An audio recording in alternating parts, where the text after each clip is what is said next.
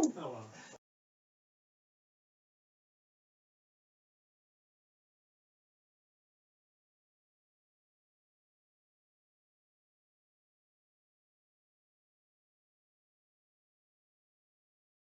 Oh, wow.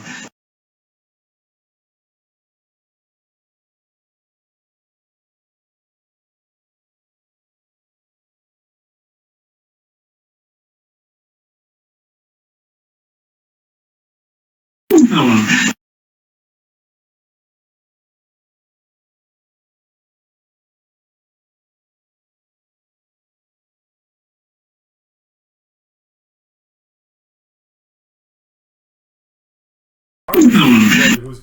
I mean, if it smelled like a threat, if there was any sort of like harm that was like coming, you know, then he would pounce. Okay. But a lot of people, he likes to like sit in trees and just watch people go by, especially the ladies. I mean, if it smelled like a threat, if there was any sort of like harm that was like coming, you know, then he would pounce. Awesome. But a lot of people, he likes to like sit in trees and just watch people go by, especially the ladies. I mean, if it smelled like a threat, if there was any sort of like harm that was like coming, you know, then he would pounce. But a lot of people, he likes to like sit in trees and just watch people go by, especially the ladies. I mean, if it smelled like a threat, if there was any sort of like harm that was like coming, you know, then he would. Okay, go ahead. Sorry. No, I didn't mean to derail. I need a new last name because the Alonzo Kiko got traded from the Eagles, so he doesn't play for the Eagles anymore. So now I have no last name. Well, you also hit the second level. Change his last name? I don't think so. Well, you said to your character. His middle name changes. Middle name. The man heard part. Okay. Yeah. But you would change the last name just because you have franchise loyalty. Right. Okay. Yeah. That's it. There we go. Metagame shit, people. Yeah, exactly. So you're like a 6.5, 7 foot tall tower of muscle, basically? I'm huge. I mean, I'm almost 8 foot tall. Jesus Christ. Yeah. Great I'm skin. like 380 pounds. Bald? Yeah. Bald. Okay. Yeah. Just a towering figure. Okay. He looks like this. Naturally bald or shaves? No body hair at all. Ooh. What? That's naturally or shaved. Naturally, no body hair. Okay. Is that a genetic defect or is that something common in Goliath? He's a Gillette man. No, not a Gillette man. Okay. Yeah. Yeah. Doesn't need to be. Maybe we'll find out later in the story why. Yes. Why he doesn't have hair? Yeah. Yeah. It's like powder. Yeah. His big ass mama was out by lightning. Yeah. Kids made fun of him as lockers. I love that he remembers so many details. Just any more details than just the name, the title of that movie. Every door with an old medieval lock or flies as he walks by it. Yeah. The spoons. People in town table. hate when he goes for walks. He's so pale. Poor Powder. But who is the real monster, right? Right. Powder. It's the guy who shot that deer. The monster. All right. I made him feel the pain. Can we just get people watching just write in if you actually knew that Alonzo Kiko was an athlete of any kind, or did you think it was just a made-up last name? I'm just trying to get the Venn It's an diagram inverted name. of our. Oh yeah. All right. So it's Kiko Alonzo. That's his real name. Brilliant. Okay. Your character's real name? No, the player's real name. Still works. Yeah. Let's meet that person. I'm Daniel Acker. I play Sorticus, the fans' least favorite. And the players. Let's not forget them. He's a sorcerer, drow, hermit, real psychopath. Real psychopath, yeah. And sociopath? We'll see. Or has he actually been doing a bunch of really cool things behind the scenes that will all add up to something really meaningful? We'll see, but probably not. All signs point to no. No. He's got a couple things up his sleeve, legit, that will freak us all out. So I played with Daniel enough to know that he's not screwing around. No. Yeah, I believe that. All right. Hi. I'm Matt Cook. I'm playing Chancho Dreef, Lightfoot Halfling Rogue, raised in the wilderness by animals, feral little beast man who likes the shadows and the stabbing. And the ladies, I thought you were going to say. And the ladies. We haven't seen much of the lady. Hello, ladies. We haven't seen much of the lady aspect yet. Is that how he talks yet. around them? Hello. And then he just starts to, it's like, I think I said this already.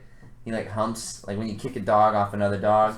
Not kick, but when you're like, get out, stop humping that dog. Sometimes and then the he'll one go. dog walks in, he's like, I just liked it. Yeah. He's got that going on. That sort of thing. So you got horny dog energy. Yeah, horny dog energy. That's your vibe. Yeah, a lot of, on and out of game. Speaks to animals as often as he speaks to humans. Yeah. And now, proud possessor of the first magic item, real magic item show up in the game, Long Fang, +1 magic short sword. Yes, sir. Okay. Fun. All right. Thank you, David. Hey, man. You're It's great. You're the guy you who, finally figured out how to shut me up. you're the guy who cut his fucking arm off. Yeah. Yeah. And caught it in my mouth. Thank you, Crit Cards. Into the bed. Yeah, watch previous episodes and that'll make sense. Yes. Okay. And Dan fans. Stop dance! I play Mac Mumbles McGumtree, a rock gnome bard, 322 years young, drug-addled at the end of his career and his life, loving every second of it, and on the lookout for his drinking buddy Tipsy, who's a pink pygmy elephant. How big is Tipsy? Little. Like, Which, for an elephant, could mean a lot of things. oh, sure. Like the size of a mastiff? Yeah, okay. Like the size of my rat. yeah. Mastiff. That's a good, like a large dog. How long Sounds like has a it large been dog. since you've seen him? Her. Her. Last time I saw. Should have known. Last time I saw Tipsy, I want to say it was roughly 3 months ago. Okay, so was she already at full size? Because I'm wondering, is it Oh yeah, she's at full size. full grown? Yeah. Pygmy What elephant. are you laughing about? I just love you. All right. Well, if it's a full grown pygmy elephant, Yeah. I think we know. I would say probably mastiff size. That seems Yeah, about right. right. A little above And hip she's height. little for a pygmy. Yeah, right. So maybe She's a the little runt. smaller. She's a preemie. Dwarf pygmy, a preemie pygmy elephant. Yeah. Pink preemie pygmy elephant. She's like just fate-wise, just the perfect size for him to ride. Fate-wise. I love it. The fates aligned. Yeah. So you got a little sadness in your heart looking for this Tipsy, but Yeah, and it's Okay. not the riding thing. It's just my buddy. camaraderie? I'm looking for my buddy. Yeah. You missed the sex. Oh right. Yeah. Sorry.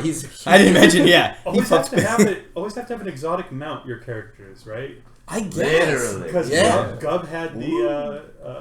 This is interesting. A couple themes right recurring throughout your characters. and substance abuse Yeah. and like a faithful companion mount. Well, so we're going back to the first one. Corganus didn't have substance abuse, but he did have a companion. He had I a don't know dog. who Corganus Oh, is. sorry, old campaign. First But- campaign. That's for Gary. First campaign. Gary's Gary. campaign. Gary, come out, man. You better be watching this, Gary. Gary, what did He you? can't turn on his phone. He's Gary's, gonna learn Gary's how to the- watch a live stream. Gary has the worst excuse for not making a game ever. His child is sick, so he can't make it. So no, we're sorry, Gary, but he'll be back sometime. So, Gary was on chat last time, and we didn't know what Yeah, his screen name was, apparently. Yeah, that's what he Oh. said. Well, I know because it's the same as his PlayStation Network ID. which is what, in case we see him. Back. Well, yeah, once we see it later, everyone add him on PlayStation Network. He just got a PS4. Ooh. Time for that, but doesn't have time to roleplay as dwarf. All right, so no, Stop it. I was thinking Gub because Gub Yeah. had Pete. Pete, Yep. the phase Drake. Yeah. Yeah. Well, yeah. Gotta have an exotic mount apparently, I or will a say companion. right now, please. we just got a message that says, "Hey Tom, just wanted to let you know I used those tips you recommended, and they worked fantastically. Extremely grateful." Oh, awesome. From Tri-tips. Thane From McGarry. Trader Joe's. And Thane said... From who? Thane McGarry. That's And awesome, they man. said, I really appreciate how close all you guys are with your fans. It really sets you apart from anyone else I've ever listened to, and it's amazing. Oh, Also, man. Emily finally decided to write up her own character and join the party on the other side of the screen. You guys are so amazing. What's your character, Emily? I don't know if Emily's there, but Thane is. Oh. They're both Oh. watching together. I like thinking Nice. that they sit down and have like maybe some pizza and just watch this on a big screen somewhere. I hope so. What better thing could you do? What tips did you give? Cunnilingus. I have to look back up. I needed Cunnilingus. I actually, I have to. They were? This was a couple of months ago. I can look it up, but I'm so happy. He was that it blackout worked out. drunk with his dog. I was doing some black tar heroin. I was on a bend. But I'm this so is happy why. that helped out, man. I think it was DM related actually, and I was like kind of insecure about being like, well, there is America's DM. I don't know why you're You gotta asking vet me. these with no. You're approachable. It says he was chatting with you over Instagram. Oh, okay. It's I'll just- look it up. Oh, yes. Yeah. Dick Tom, pic you writing. would make a natural DM though. I do think that. I think Oh, I don't have the organization. Like I'm I organized. don't believe that. Oh no, I don't have the like managing, like, because especially with this crew, like they're coming at you from every angle to try to like. Yeah. I don't get think to- I don't think we're an ideal crew. I think most crews you would DM with You gotta really would be- be much I feel better like than I'm this. very easy. You're easy. Yeah. Yeah. You gotta be a social and organizational dynamo like me in order to handle Yeah. this group. Yeah. True. Are you kidding? I can barely fucking. If I walk out the door without locking it behind me, it's a good day. Now Yeah. they're chanting Tom DM. Ooh. Get up. Yeah, switcheroo. Do it. I don't know what anything means. Let's do it. No, ironic. So one of the questions was about literally doing D&D with the drinking element and how do you keep everything facilitated. And we brought up the hands up. That's the hands up thing when it's like if we're getting too crazy. Hands. What? I'm just asshole.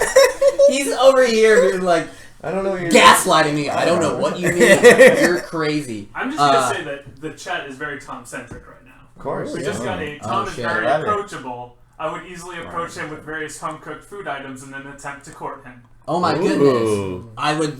He needs that- to eat. We've been all I saying do need that. to eat. Yeah. Don't forget to eat, Tom.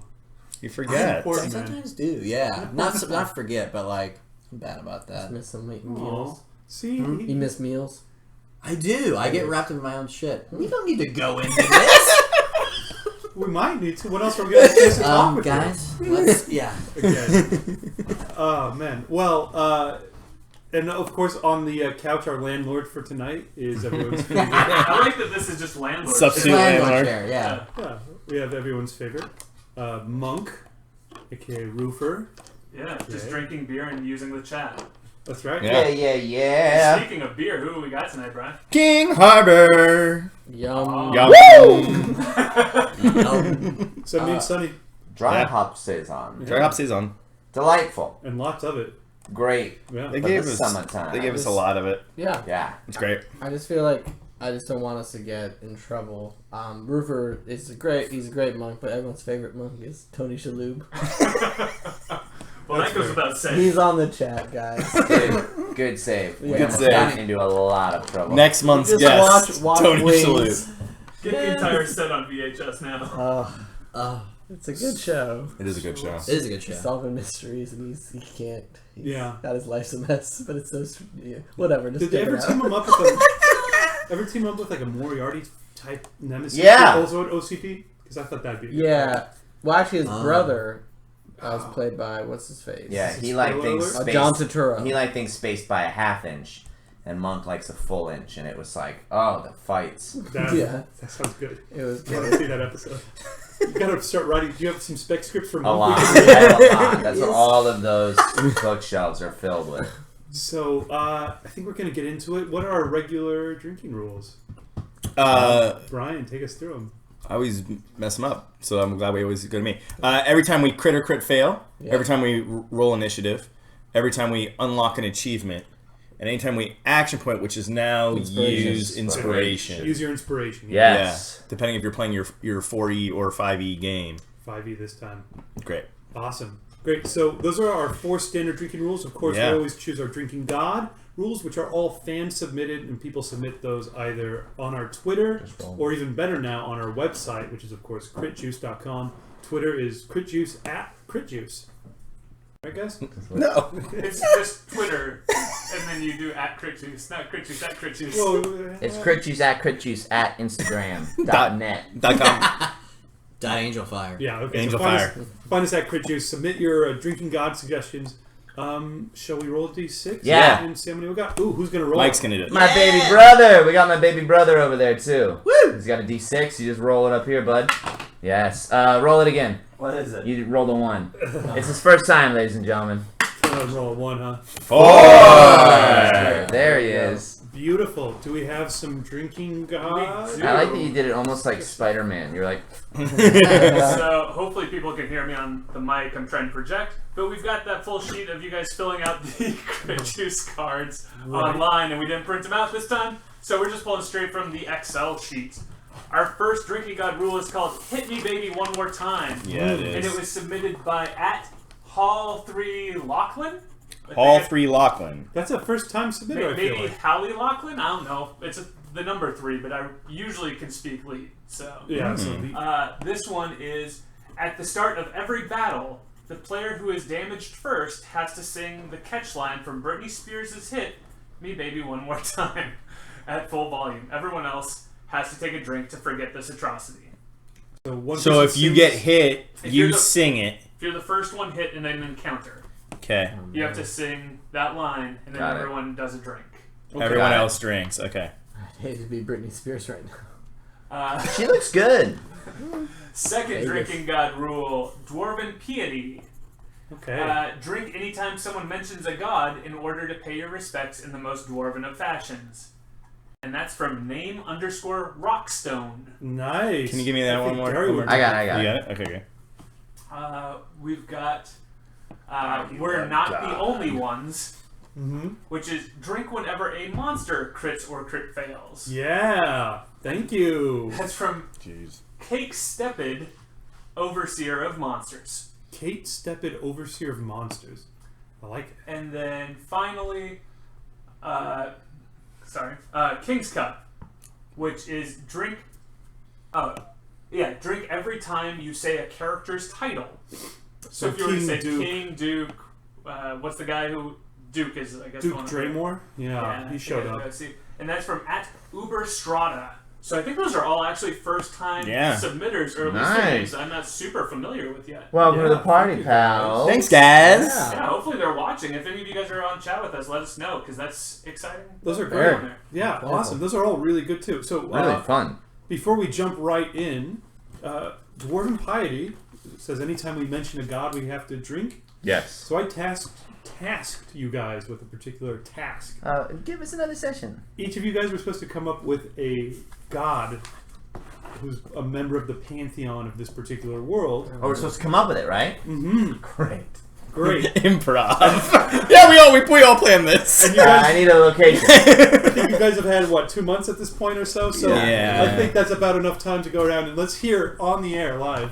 What is your god and what is he the god of? So, for example, we all know that Aphrodite is like the god of love. She's also god of some other shit, but, god of love or Venus or whatever. So name, what is she the god of? And is there like a particular, if there's like a race or an alignment, is she a good god or an evil god? Is she a dwarven god or whatever? Just the top line it though. Crit Wiki, get ready, because we're not going to know what we're saying. Did anyone actually have theirs I done? did. I'm trying to look for mine in my email right now. I'm trying to Me get too, it. me too. Everybody knows. Go ahead, Guys, Bry Guy. You were bragging about it earlier. Yeah, I was.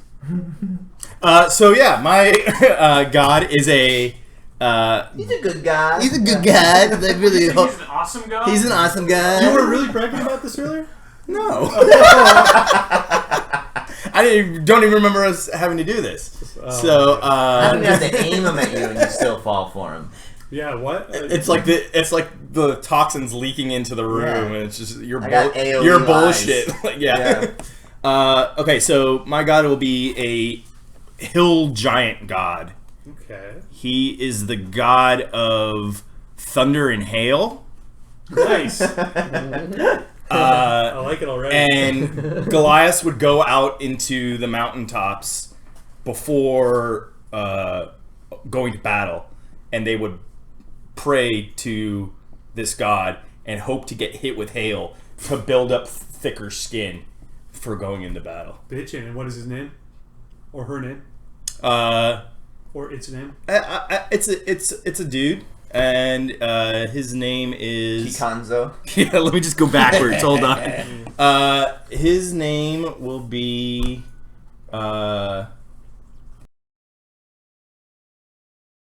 Thundronius. All right, I'm going there we with go. Thundronius.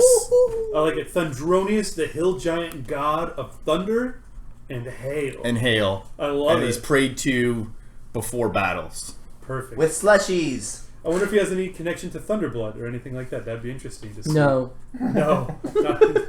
He was raised there. Don't. The god was? No, I'm kidding. The god was He born. became a god later in life. Yeah. Could be. Thunderblood's got a pedigree. All right, but speaking of Thunderblood, the character is not from Thunderblood. No.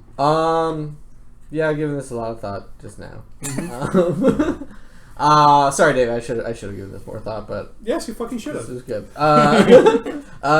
So this is a chaotic god that Zordicus in his hermitage stage. So he actually isn't sure if this is God or thinks he's kind of heard above ground or little whispers, but he's cobbled together the god of oblivion.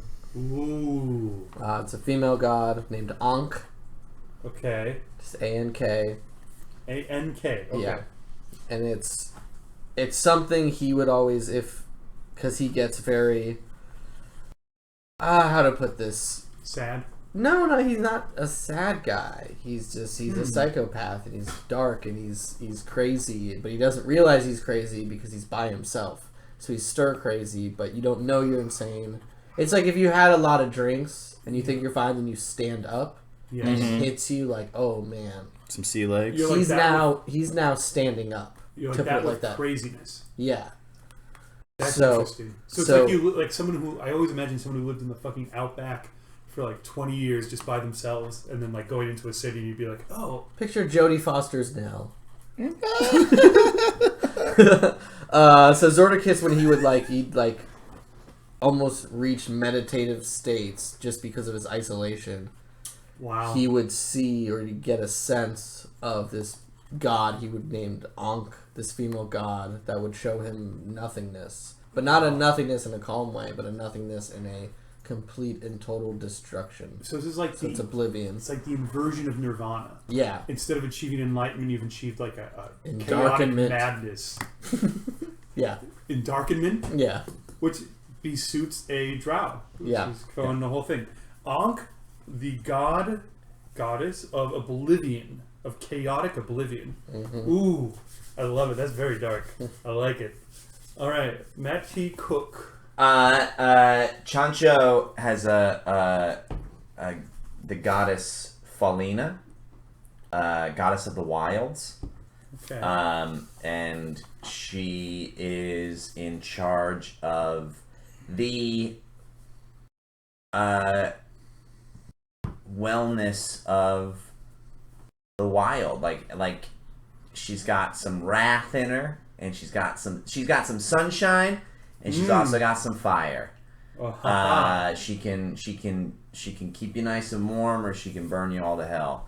And it is all based on what she needs, and I think that's like the animals would kind of like Yes. try to appease her and as best they could. So it's a very simple but Is this honest. nature in all of its forms, so like the oceans and the mountains and the forests, or is Yeah, it's sort of unsettled lands. It's like where life exists. The wild, without, the wilderness. Yeah, where life exists without rules. okay, so kind not of. so much nature as the wild. The wilds. Yeah, it's not trees and shit, but it's like the things that exist beyond the boundaries of I like that. I of stuff, of society.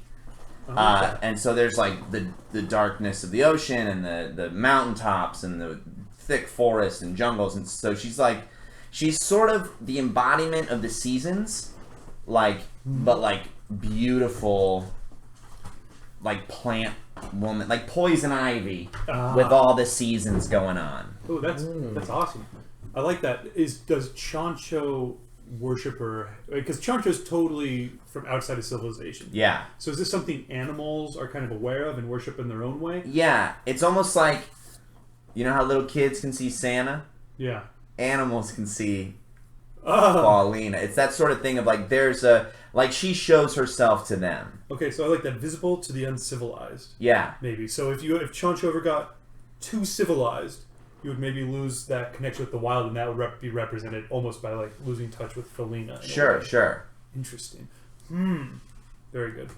But I mean, who's to say Dear God.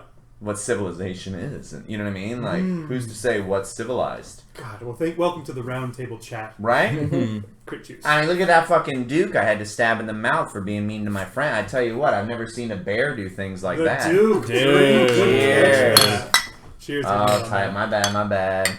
Sorry, y'all. Seem purposeful. If you guys have an Oculus Rift, you can now act like you're part of the table. Whoa. Really? We Are those out already? Yeah, they came out. If you It's have like a you're drinking with everyone. What is this? Virtual realities. virtual reality headset.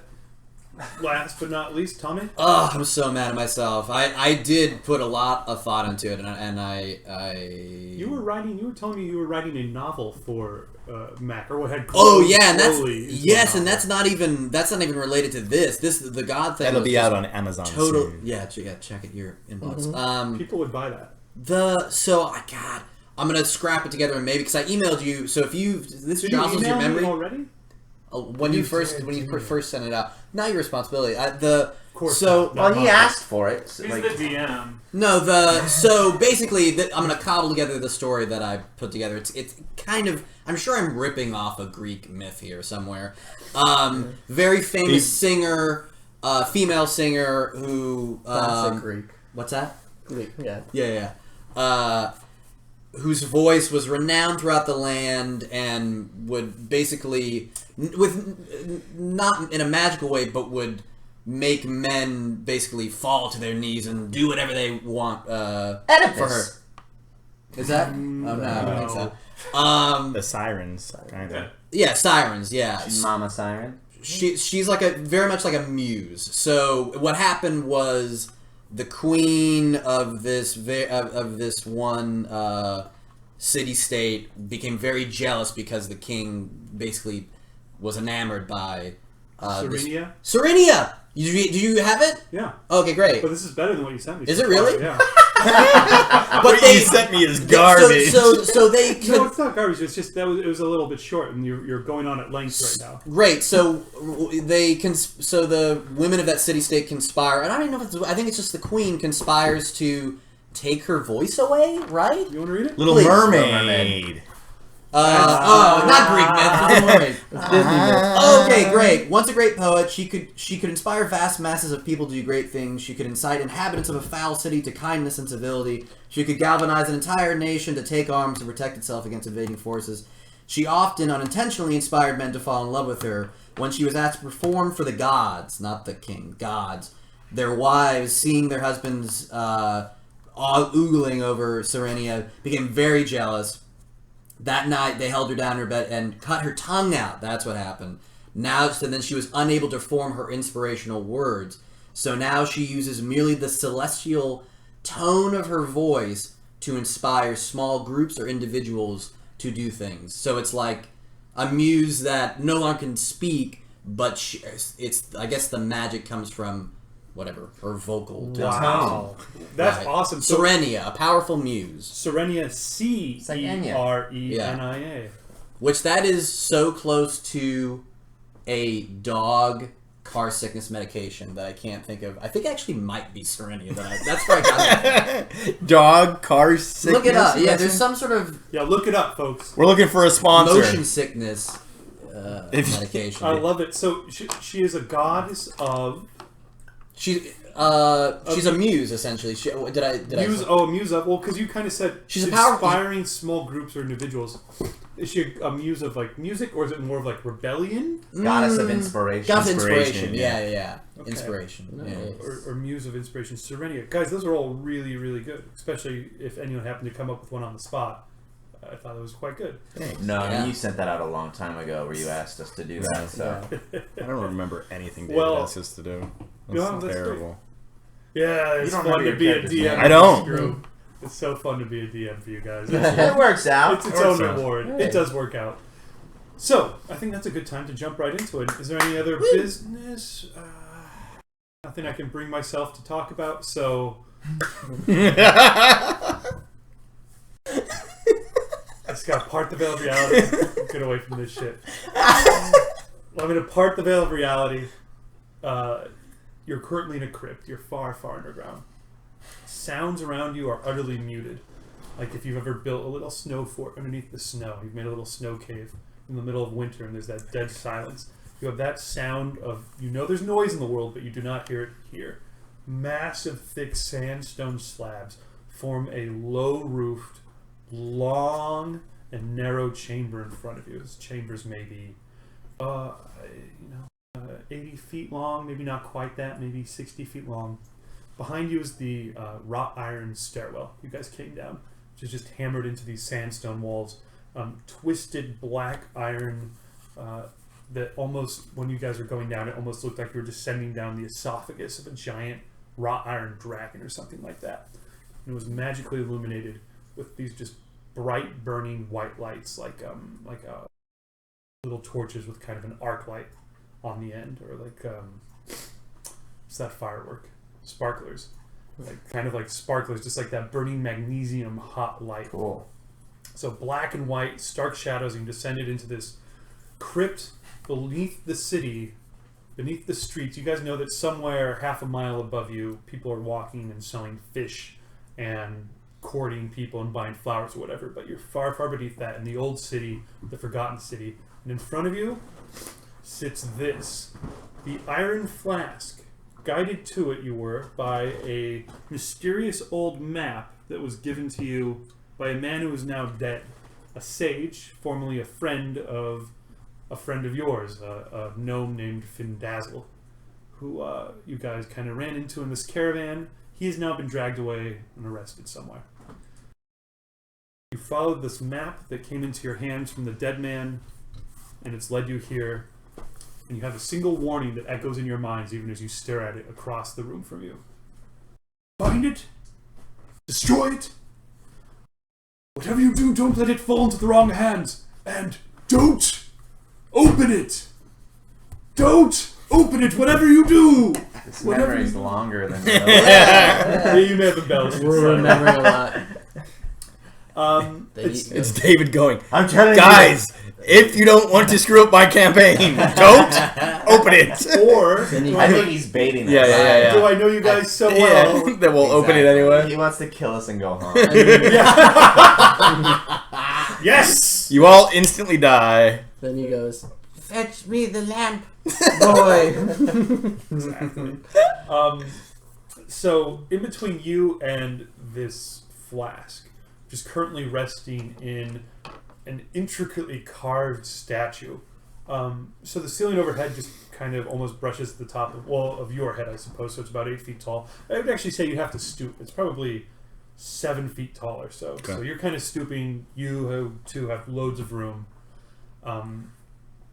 The statue carved out of the top, it looks like an angel kind of descending from heaven. Its two giant feathered wings kind of bent around its body and forming this cavity.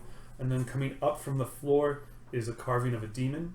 Its two large leathery bat wings kind of coming up and forming this cavity, and where the angel and the demon's wings come close together, the flask is kind of nestled in between those two, kind of cupped between the two of them. And these great pains were made to carve this sculpture, and you can see the agony in both the angel's face and the glee in the demon's face. It represents Batman versus Superman. Sly Stallone? What did you show us? I didn't win. He's just on to see the movie. So honored to watch it. In between you... I love him. Sly? Yeah.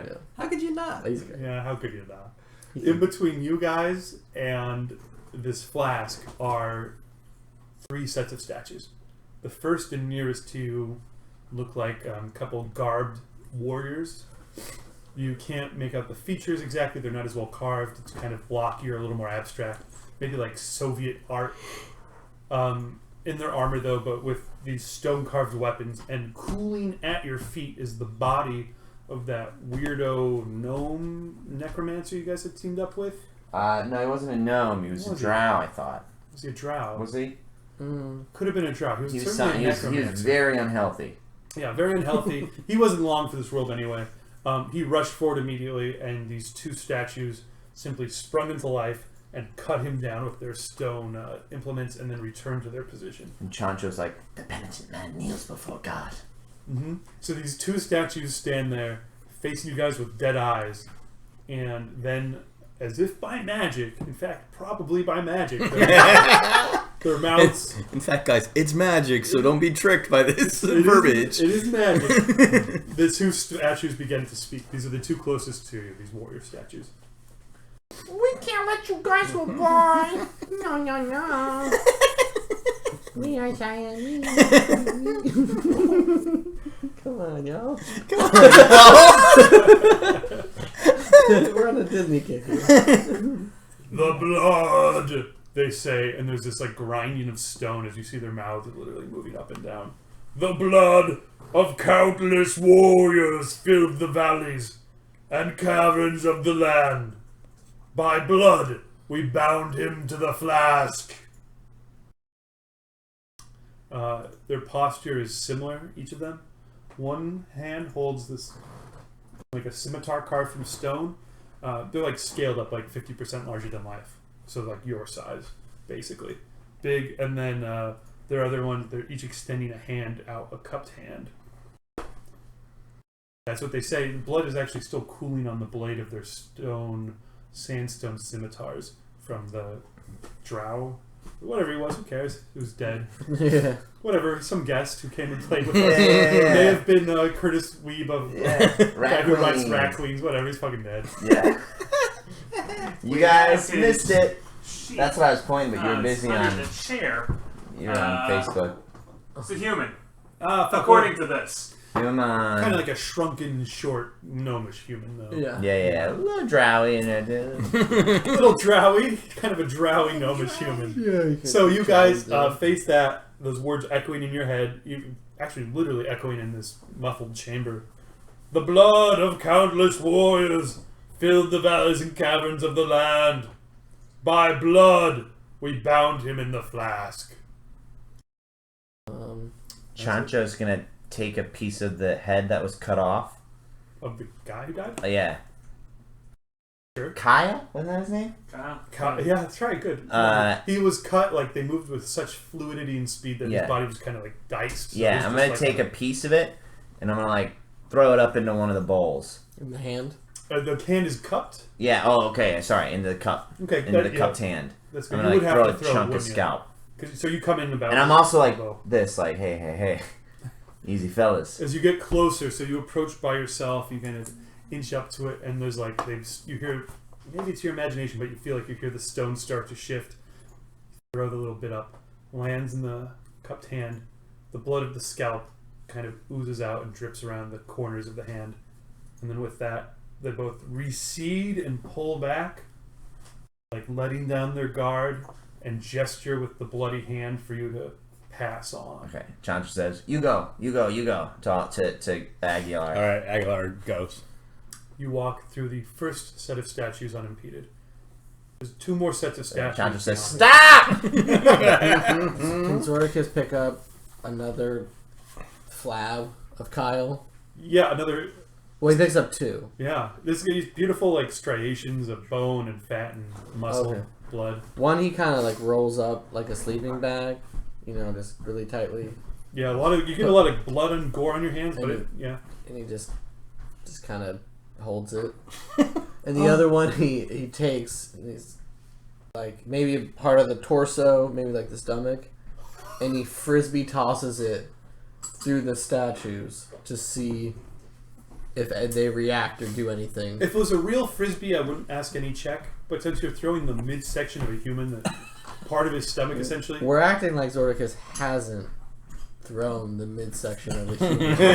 He's proficient in it. Yeah. No. What would you think? I'll give you. I just need a dexterity check. Have you hurled cross sections of corpses around like a sporting disc? Let's do dexterity. Be honest. No, I'm thinking what would make sense, and has he been around enough people to do it? One thing about the drow, and this is probably, I don't know if this would have been true of you, but you would certainly have known it. The study of necromancy, which of course deals with corpses in various states, is banned across all of the Greenwald, this whole region you guys are in, but it is the one place it is practiced is amongst the drow. Yeah. So I was about to say, another thing with Zordicus is in his caves and where he would like tunnel and dig. At some point, he's come across a cemetery. Okay. And he's dug just below coffins. And he's actually... It's like the bottom of the coffin is given out and like... Given out. And so he plays with it. And yeah, I think there's some weird shit going on where Stick like your finger in his mouth. studying anatomy and figuring it out. And it wouldn't be crazy... Well, it would be crazy, but it wouldn't be crazy for him that if a body that was really dismembered was in one of these coffins, he might pick it up and toss something in the hopes Okay. I'm figuring a it friend out. would catch You've it. convinced me I'm not going to give you disadvantage on this roll. Sweet. So just give me a regular dexterity check. You've hurled chunks of corpses around enough. Oh, it's a 6. All right. So you throw it. It doesn't make it all Well, the way. Kyle was diseased. It's diseased meat. It's not aerodynamic enough. It's not that firm toned. Yeah, it's not. It's definitely not firm and toned. Yeah, so it flops and you just hear there's a splat. Aguilar, you walked right up to them, though, right? Yeah. Okay. So you can see. Well, Aguilar, what is your intelligence, Aguilar? 8. 8. So I'm going to describe the scene in a little less detail that I would maybe describe it for a higher intelligence. Big men, stone guys.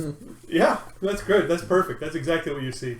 These two, you also would notice as a warrior that they don't have weapons in their hands. And they start talking, and you miss the first couple words because you're zoning out for a second, but then you come in on. I just hear stop from Chancho. So I hear stop, and then whatever speak you again. say. But yeah, they're stone guys, Yeah. and they kind of look like the other guys, but these guys don't have swords.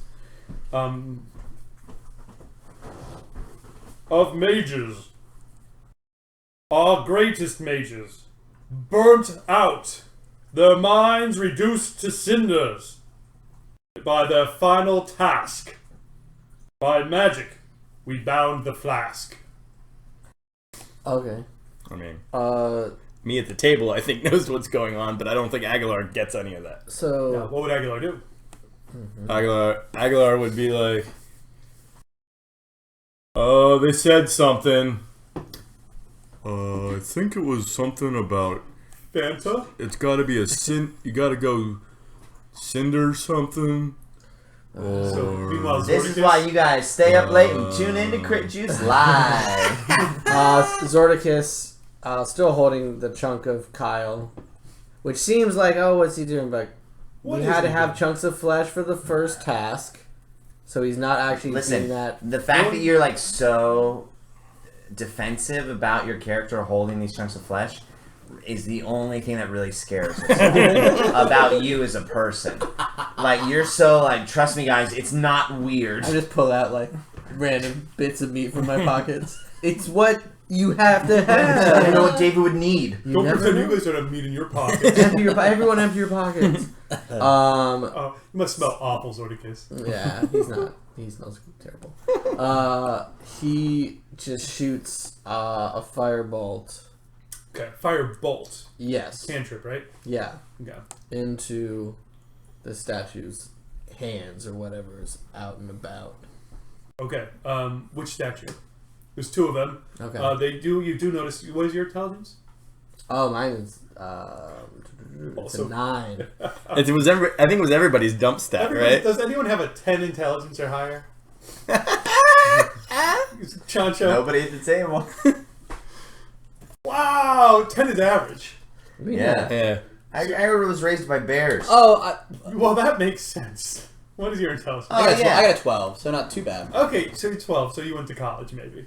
Or the Twitter. I was Bardic. high that whole time. Attended a lot of class, Yeah. but So you would immediately be like, oh, these two guys look kind of like a generic wizardy type or something like that. Okay.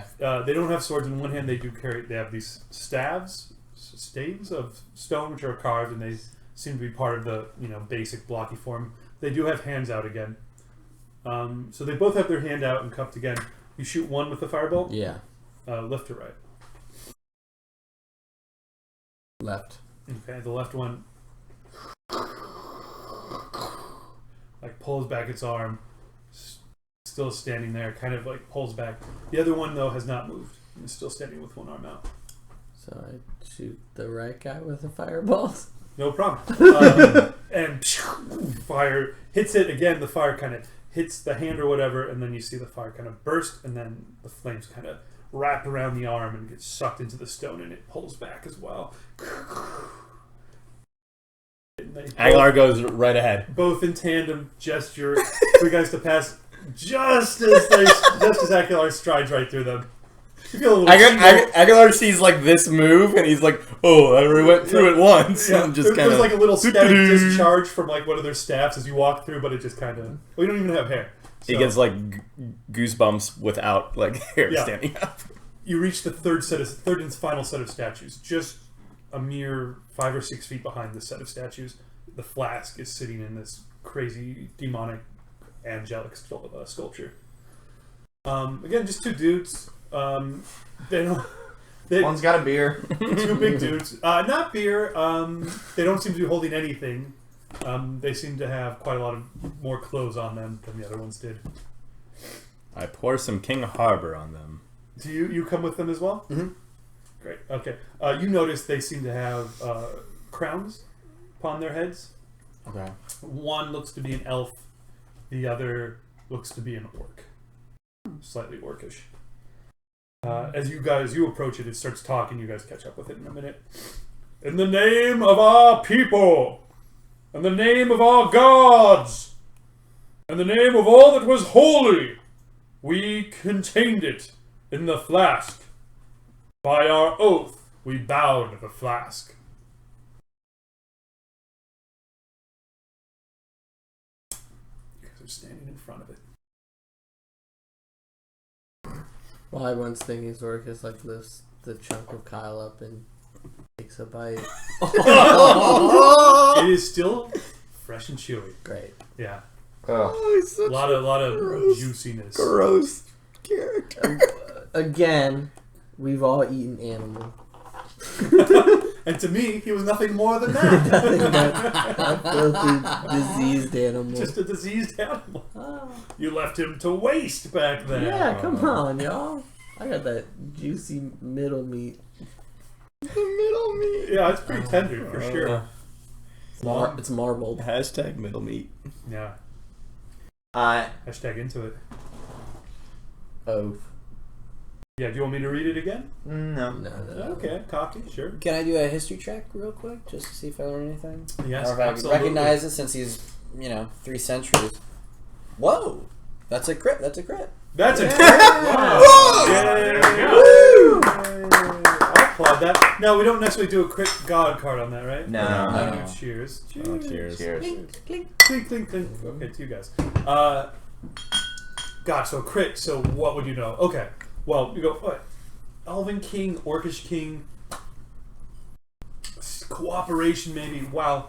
There's only one real case you can think of over here. Mm-hmm. Long ago, before the 4th Age, which is when your guys' other characters are going around, for the 3rd Age, before the 2nd Age, back in the 1st Age, in this region, long ago, when the world was a very, very different place, there was a great elven kingdom that existed here. Phenomenal, powerful, constantly at war with the Orcish kingdom to the far north. They would boil out of the mountains, out of the waste. Waged for hundreds and hundreds of years. But they did, for one point, form an alliance. An alliance against an anonymous demonic threat of some sort. And all names of this character, or whatever it was they were up against, has been expunged from all the history books. Ooh. But as this alliance was formed,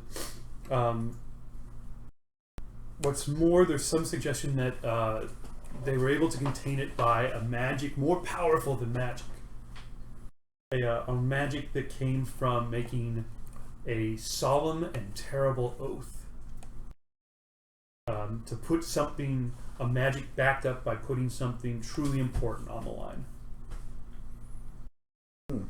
Yes, that's sung of in songs long before Mac's time, carried down almost as a duty by the bards, one of the ancient legends that have been spread across the land. Okay. Mac relays all that to the group and goes, and that's all I know, so don't ask me any other questions! So...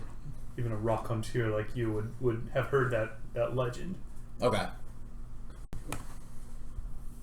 Zordicus says, should we sacrifice Gary's character?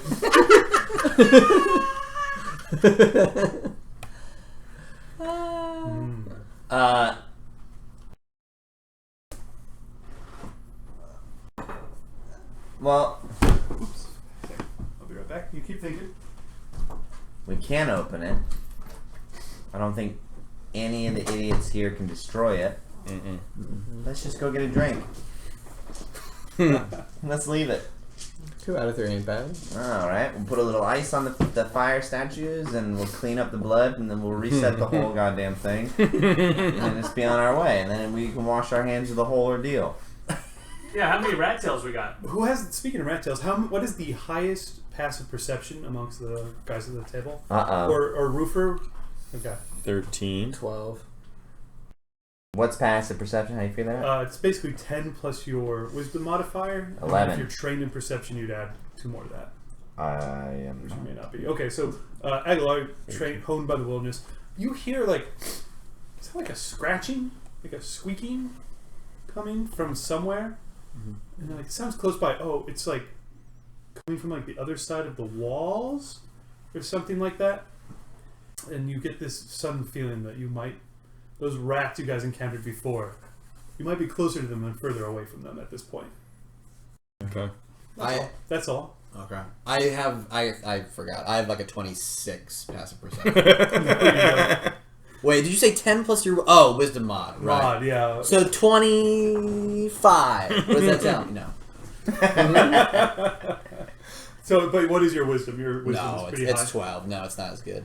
Okay, so probably still pretty good. 14. Okay, so you get the sense that these rats you guys left before, especially you, Cook, you open the door on a horrible Doesn't rat he- monstrosity. Yeah, it was bad. And you also, with your rat empathy, I guess, because you have your short sword Yeah. out, you feel like this pressure of rats getting closer to you guys. Okay. You're not sure you could get back out the way you guys came in without a serious fight through Unless we hordes of open rats. this flask.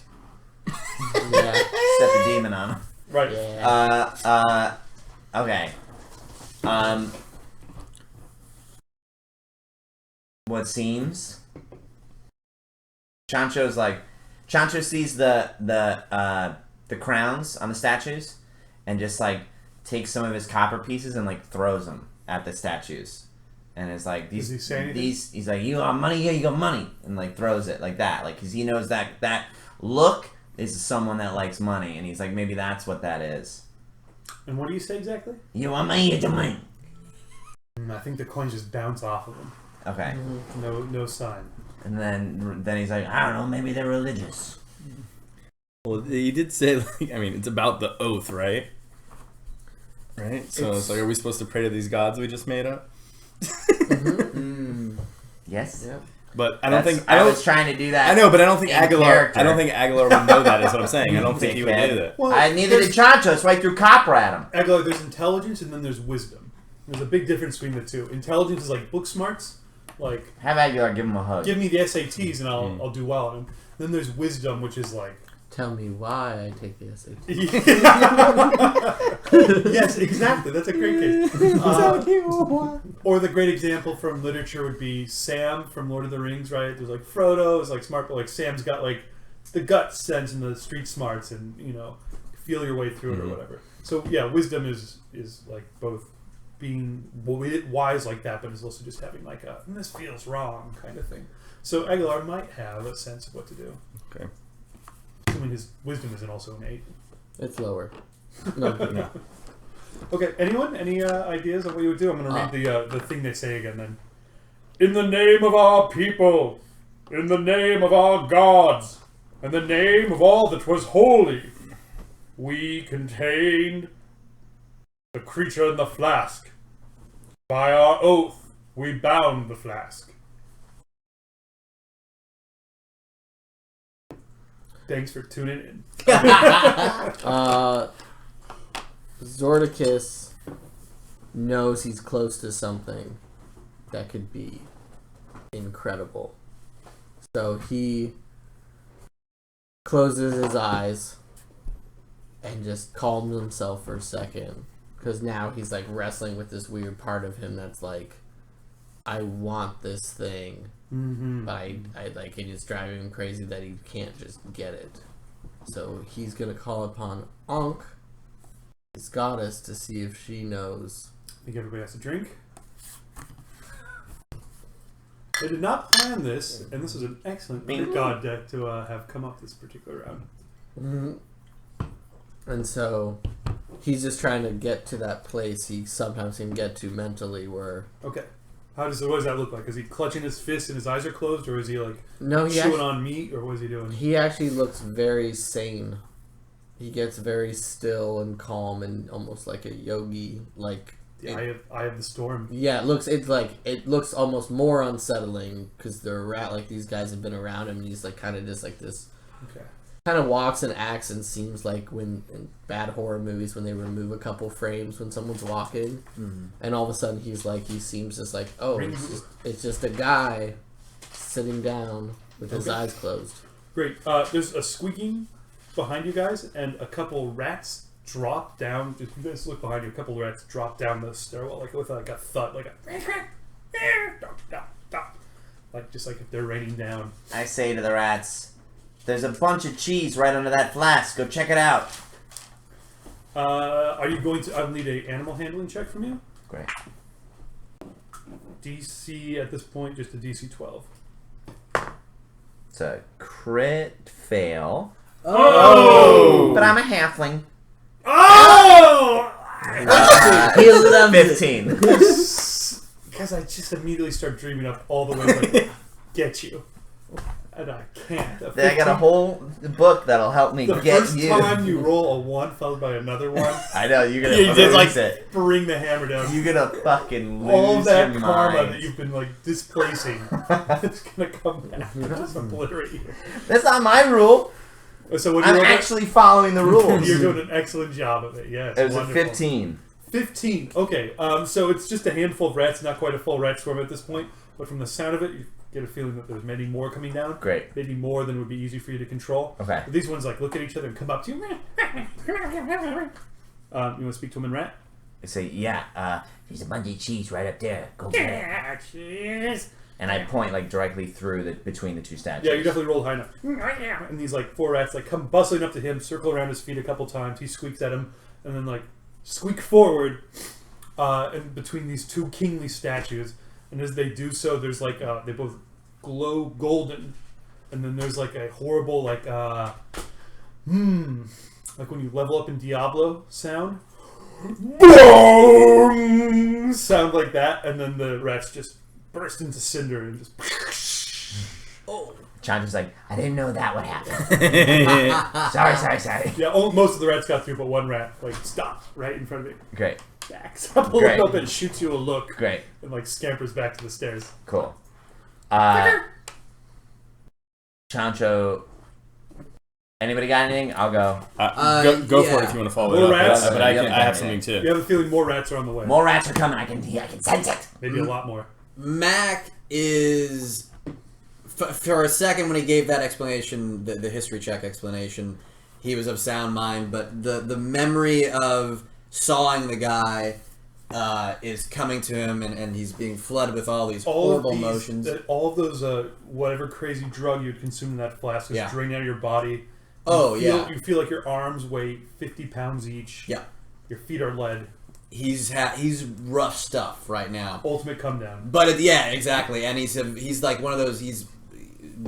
I guess you wouldn't know this, but not like super non-violent, but on that drug he was insanely violent. So he's overcome with emotion, and not at all related to the stone people, but just randomly he breaks down and gets down on his knees and starts praying to Serenia for forgiveness for what he did. Nice. You want to give us a sample of that, or how does he begin the prayer? Sure. He goes. He's not very religious. He just goes into. He just kind of does his own thing and like, oh God, what have I done, Serenia? Of everything good in this world, can you forgive me? Can you forgive me? Can you forgive me? That's pretty good, and it's almost like you hear these 2 statues glow golden again. You're in front of the statues, kind of, I assume, all of you guys. And you almost hear this voice echoing in your head. It almost kind of sounds like you. Forgive you, but in exchange for what, man? That's not gonna do. What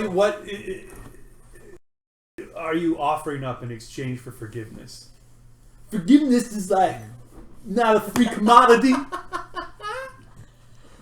I'll give you what you want. Who is this? It's the Jan from the Muppets, man. Well, one of the statues is glowing golden in front of Okay. Oh, hi. hello, ma'am.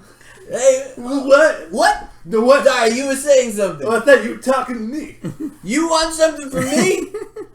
I don't Forgiveness is a hard path, you know? got... Forgiveness isn't just handed out like, you know, roadies at the end of a successful tour. You gotta work for it. Okay.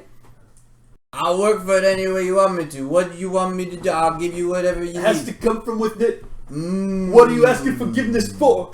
I'm asking... Oh, that's a good question.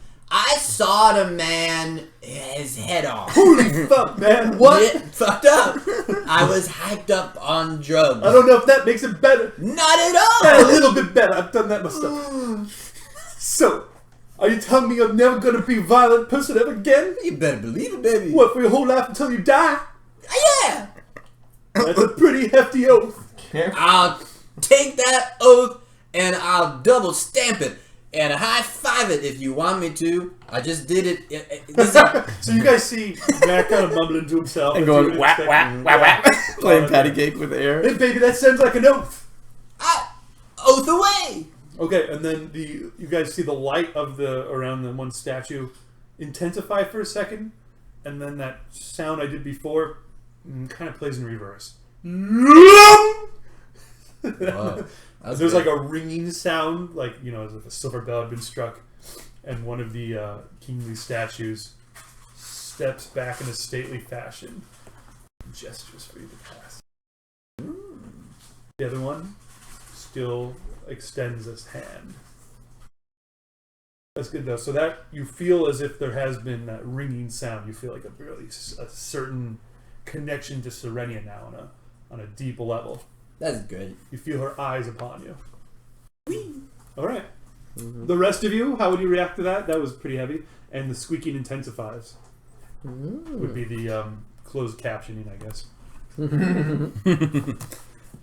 So Aguilar sees this, and he hears the squeaking, and he kind of goes back into like his battle days, and so he knows that an oath was just made, and he says,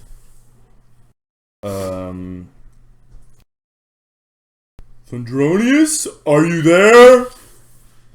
Okay, what is he? Is he just... Sandronius! You're bellowing that out loud? And drink. Yeah, twice, I think. God damn it. Awesome.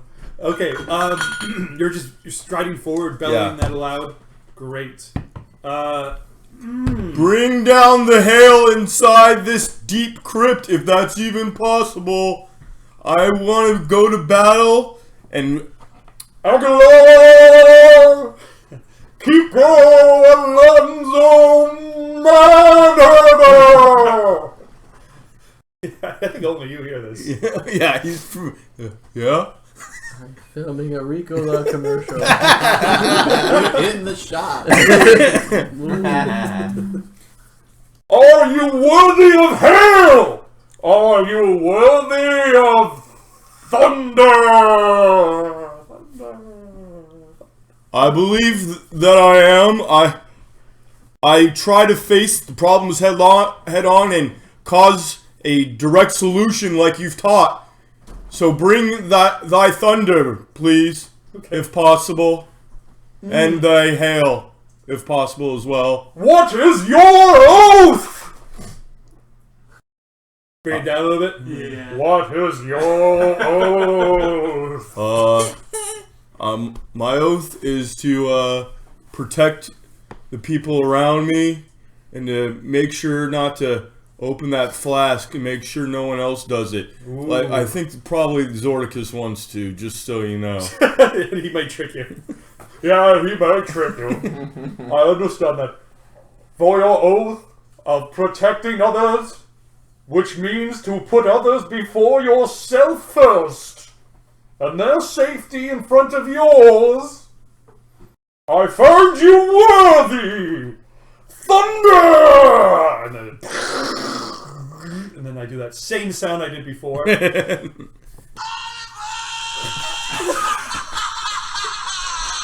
called upon Ankh.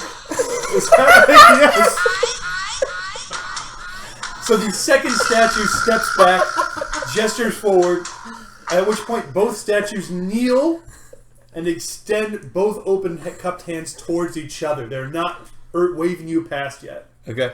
Seems as if they're waiting for a third oath. And at that point, the rat swarm, first rat swarm, comes boiling down that staircase behind you guys, squeezing through cracks in the dirt. Can we get a quick initiative check from everybody at the table? Initiative! Oh, baby. We're looking for a third oath, and we're also going to see who these rats swarm after. For those on HTC Vive.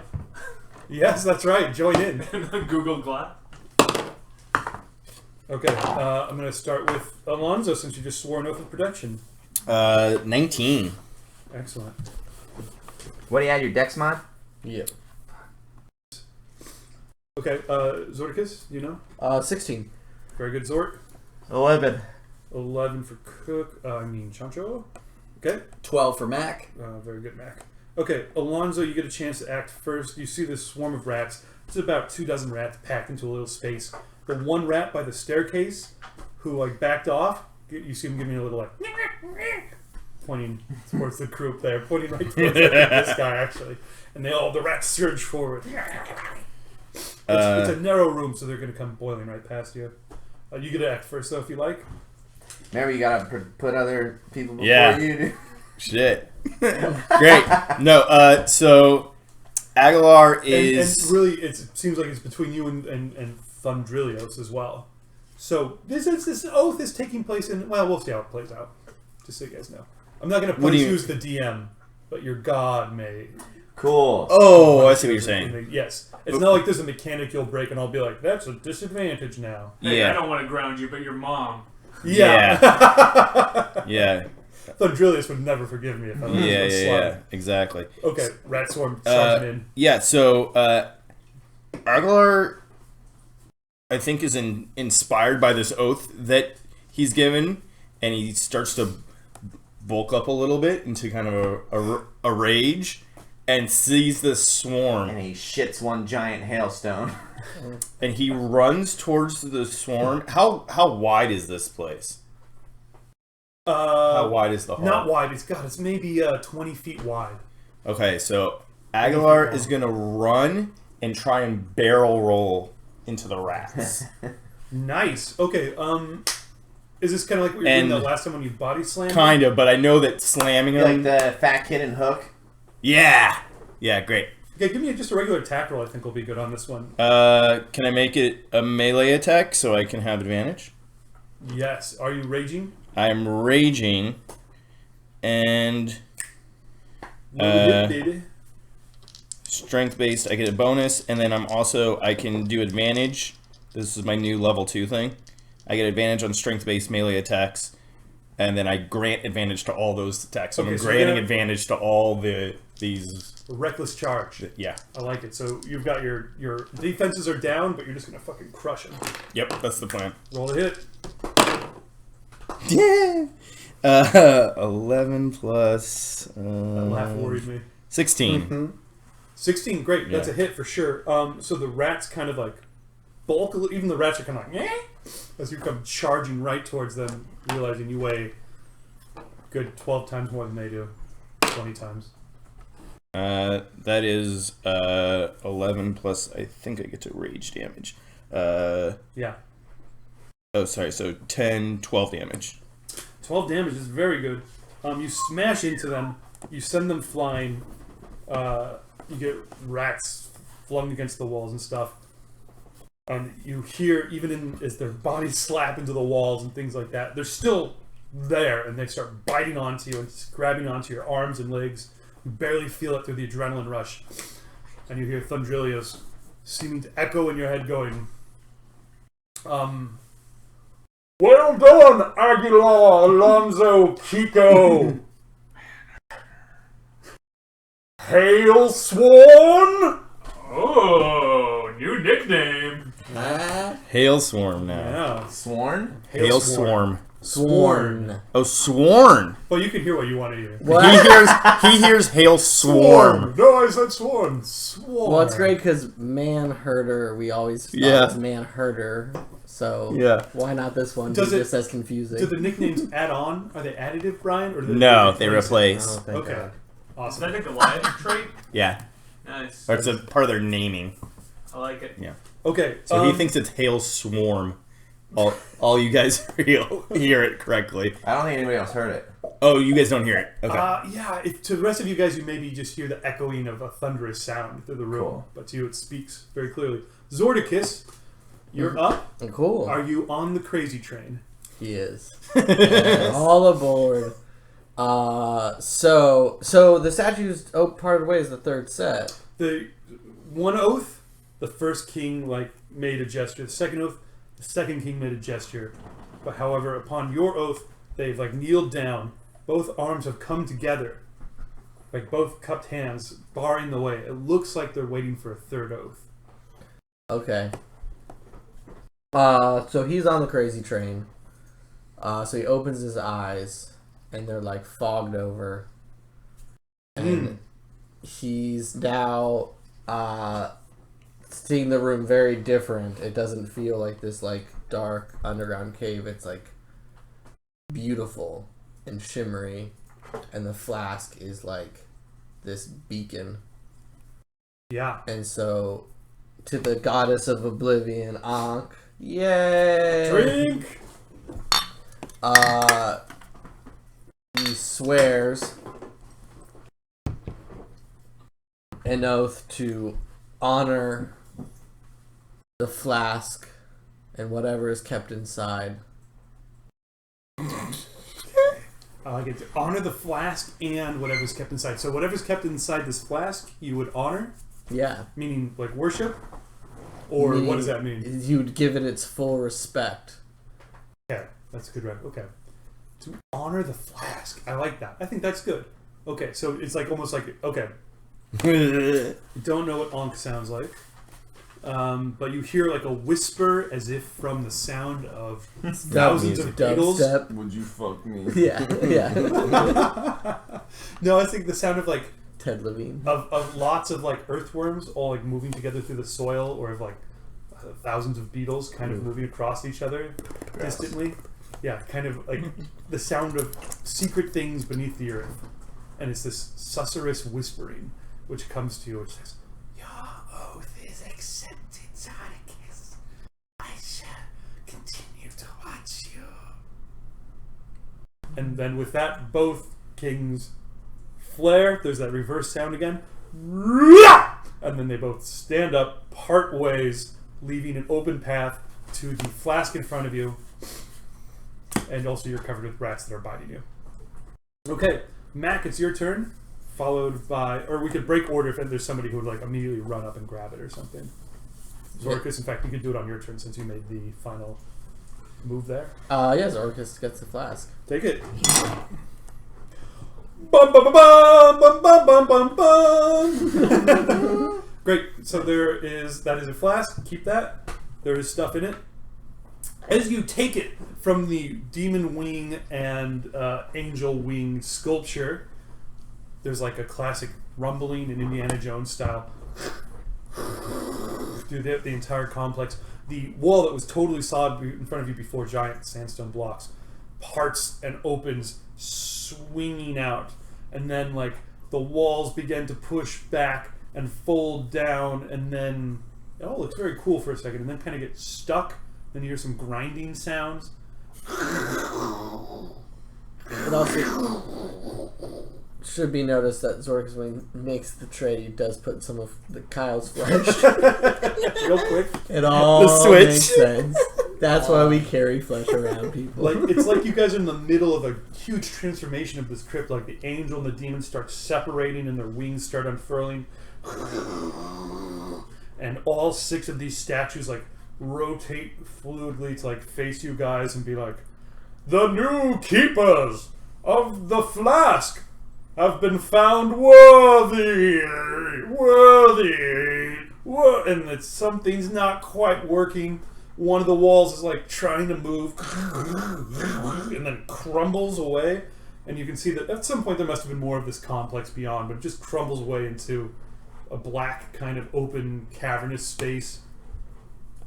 You remember that the story that you heard about this whole thing coming down was like maybe 1,000 or more years ago.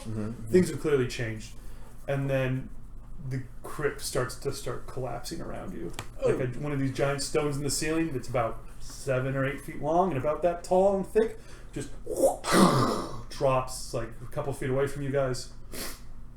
In this new room that's open beyond where the flask was before, you guys can see a tall stone chimney that seems to extend upwards, and then there's like some looks like stone handrails or hand grips or something like that were supposed to extend out into a beautiful staircase or something like that, are stuck partway in, forming this like a narrow ledge a couple inches out that like form these steps climbing up the inside of this tall chimney, the top of which seems to exit 80 feet overhead into some sort of open space. And there's some acne-ridden teen who's like, "The Hall of Presidents is not functioning. Exit Main Street, Disney." A real Disney kick. Yeah. Another giant stone falls next to you guys. Rats start pouring out of that from behind you guys. Your guys' move.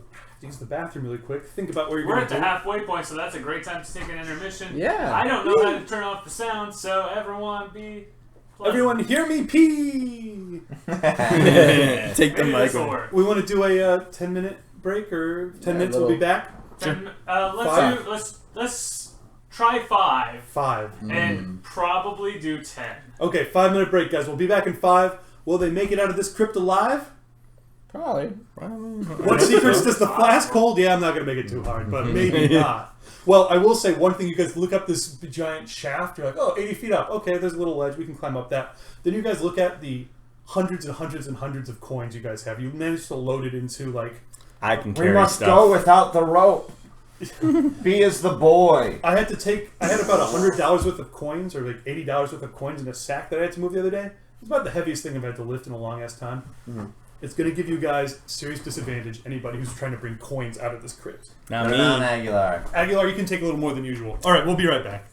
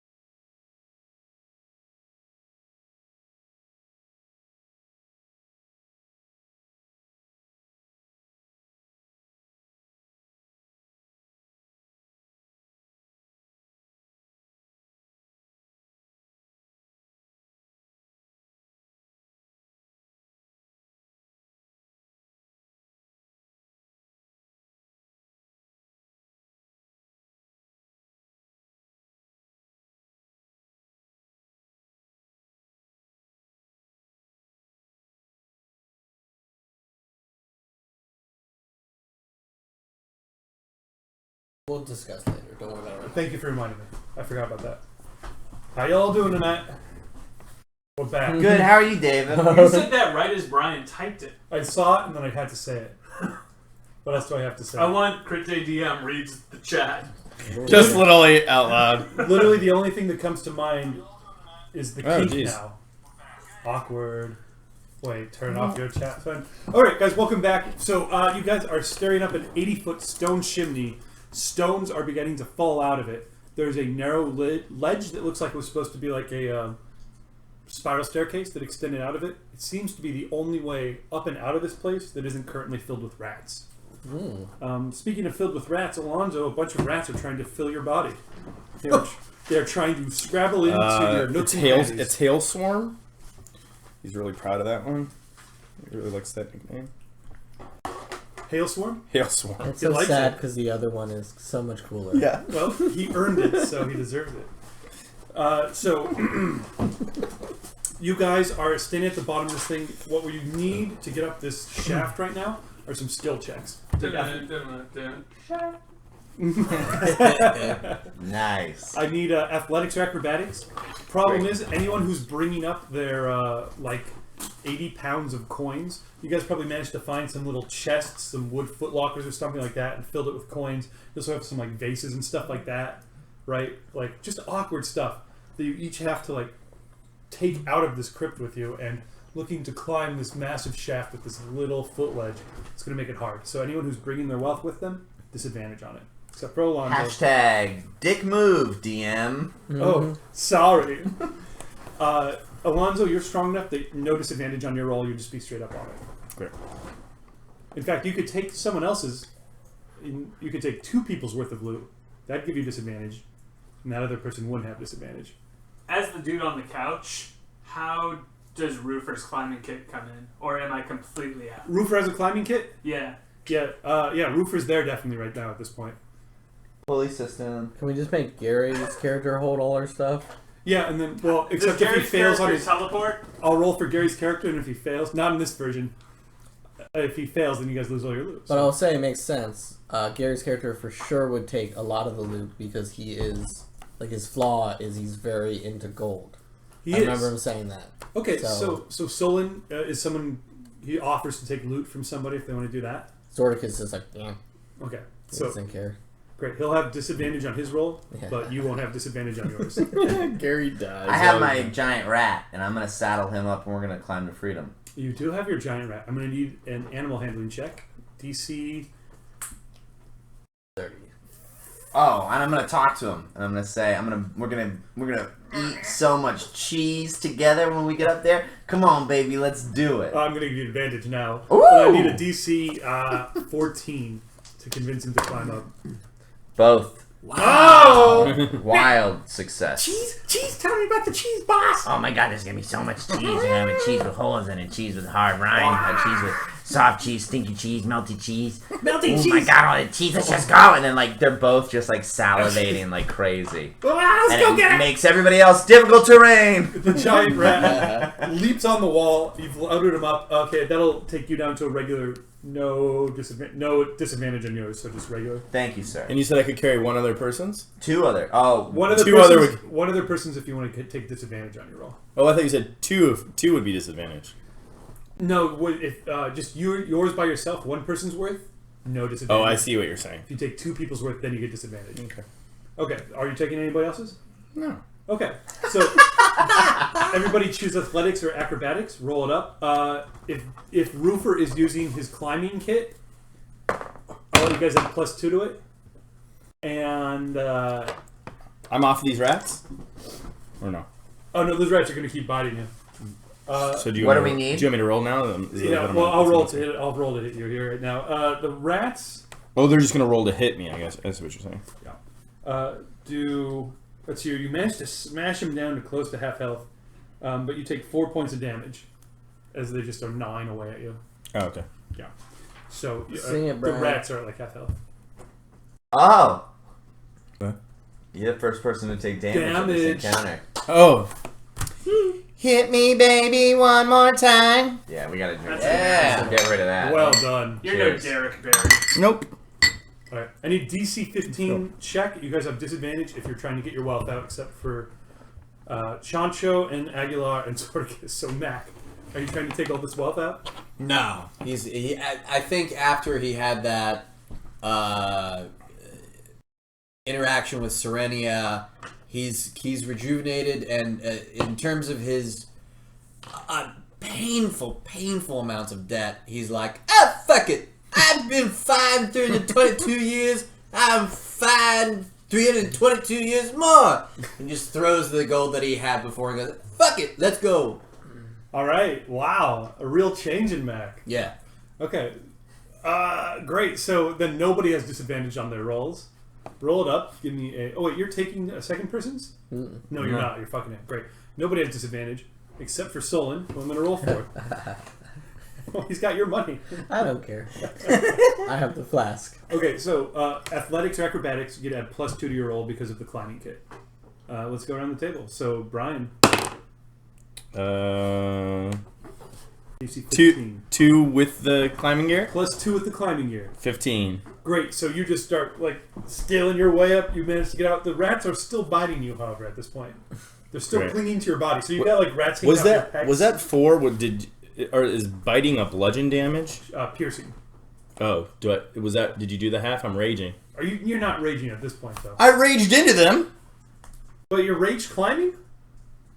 It lasts a minute. Scream climbing? As long as you're engaged in combat and attacking. If they're biting me, I'm engaged in combat. No, I don't think you are. I'm sorry, I got to rule against that. This is... Because you're listeners, see what we deal with? You're climbing right now. You're not fighting. If you stayed on the ground and He's fighting gravity.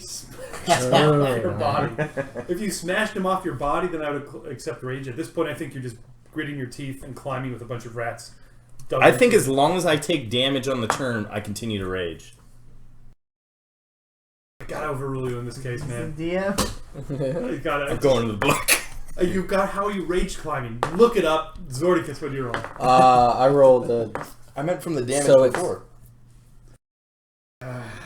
It's fine. I'll take 4 damage. No, I'll take your I'll take your bullshit. I'm good. I rolled like a 19. So Zordicus has no problem. Zordicus is trapezing up. Yeah. You look back at Solon, who's sweating pretty hard. He's got these 2 massive bags of loot. And he's kind of swaying. Just grinning. Roofer's having no trouble whatsoever. I rolled a 13. So you fail, but not by enough to actually fall off the ledge. What you're going to take is a level of exhaustion, and you're only going to make it halfway up. Okay. So you're about 40 feet up off the ground. You're doing okay. You're about 40 feet up this thing, and then you see Zordicus is like way up ahead of you, getting to the top. Then you're breathing pretty hard, and then you realize you have to take a breather, and you look down for 1 second, and you realize how much damage you're going to take if you fall. It's quite a bit. Your little rat looks down, looks back up at you, gives you Big down. rat. Your big rat looks down, looks up at you, goes, yeah. Okay, so I'm going to give you 1 level of exhaustion. I'll tell you exactly what that does in a minute. Actually, I'll tell you right now. You have disadvantage on ability checks. Great. Until you manage to get enough rest to recover from that. What's an ability check? Like a climb, athletics or anything. Anything I'm going to ask you to do here for the next few minutes? Great, bud. Great. Mac? Is Roofer's climbing kit being utilized or no? Yeah. Absolutely. It is. Okay. Roofer is ninja thrown a couple of grappling hooks, or I guess Roofer thrown, using his amazing roofing skills. He's like, oh yeah, no problem. Gets a couple ropes up there. So it's definitely helping you guys. That gives you +2 on your check here. Great. Mac rolled a 20. You are rejuvenated.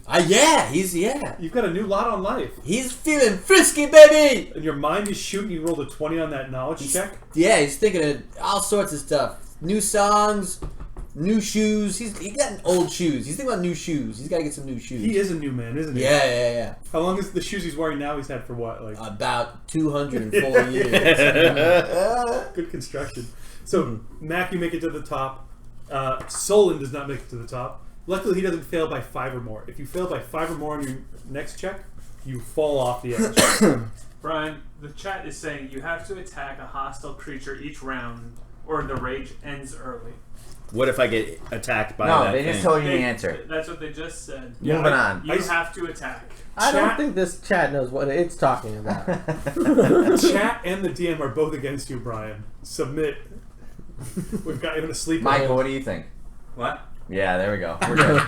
Okay, so you guys all make it to the top. I'm gonna need It another. ends early if you are knocked unconscious, or if your turn ends and you haven't attacked a hostile creature to the last second, or taken damage since then. Okay. Or taken But those damage are since then. ors, not ands. Right, so I can do an or. No, actually, I agree with it. If you said or taking damage, you did take damage. But he hasn't attacked, so it's an or. That's a Boolean clause. But I did take Boolean. damage. Wait a minute. Oh, This is man. boring. I want to focus on. I'm fine. climbing up I've the taken the 4, but I disagree. I never get to do any damage to you, so I'm That's giving fine. you 4 damage. I take it. And I'll repent later if I'm I wrong. take it. What I want to focus on is you're 40 feet up. Solon is right next to you, like just behind you in the line. Everyone else has made it over the top. Do I notice that he's not quite up with me? Yeah, you get to the top, but he's got to make his check before you. Can I go back and help him? You got a bunch of rats on you. That's fine. They're going to swarm onto him. I can talk to her. Let me see what we can do. Okay. Scary so to yeah, catch me if I yeah. fall. So if you want I to can't catch you from 40 feet. I start to scurry back to help him. I notice that he's kind You're of a lot wavering. heavier than You've I got your inch your way along this ledge. Give me a Athletics? assist check. Yeah, give me an athletics check. Just DC 10 if you succeed. Crit. Woo! You have advantage. That's gonna actually that'll negate your disadvantage from exhaustion. So 1 regular roll. Plus the 2 from him. DC 15 still plus 2. Yeah. This is fun. Oh yeah, I get it. What'd you roll there? It's 21. Oh, you crush it. So someone's like, "Oh, it looks like it's just you and." Oh. And the Aguilar comes out and is like, "Hurry up!" So Zordicus, you glance back down and you see Solon's really sweating it, really like. And Zordicus just looks down and smiles and goes, "Hurry up!" You know how they tell you like not to look down? Solon cannot stop staring at the ground. He's like wavering a little bit. He's got 2 giant like bags of gold slung over his shoulders, and he keeps like. And Zordicus starts laughing. He calls everyone over. And again, not a voice of his own, but he's like, look, Solon's gonna fall. He's gonna get crushed by gold. What's it worth now? It's a metaphor for money. Think about it. This guy. Solon starts swearing at you, but he's still like 30 feet below you, so he can't do anything about it. You fucking goddamn help me! And he gets so angry, he totters backwards. He failed by more than 5, which means he would fall 40 feet. However, there's a +2 from your climbing kit, so he actually only fails by 4. What? He topples backwards, grabs onto the rope, like hanging way out over space. Whoa. Pulls himself back, manages to climb up out of the pit, but he's taken 2 levels of exhaustion now.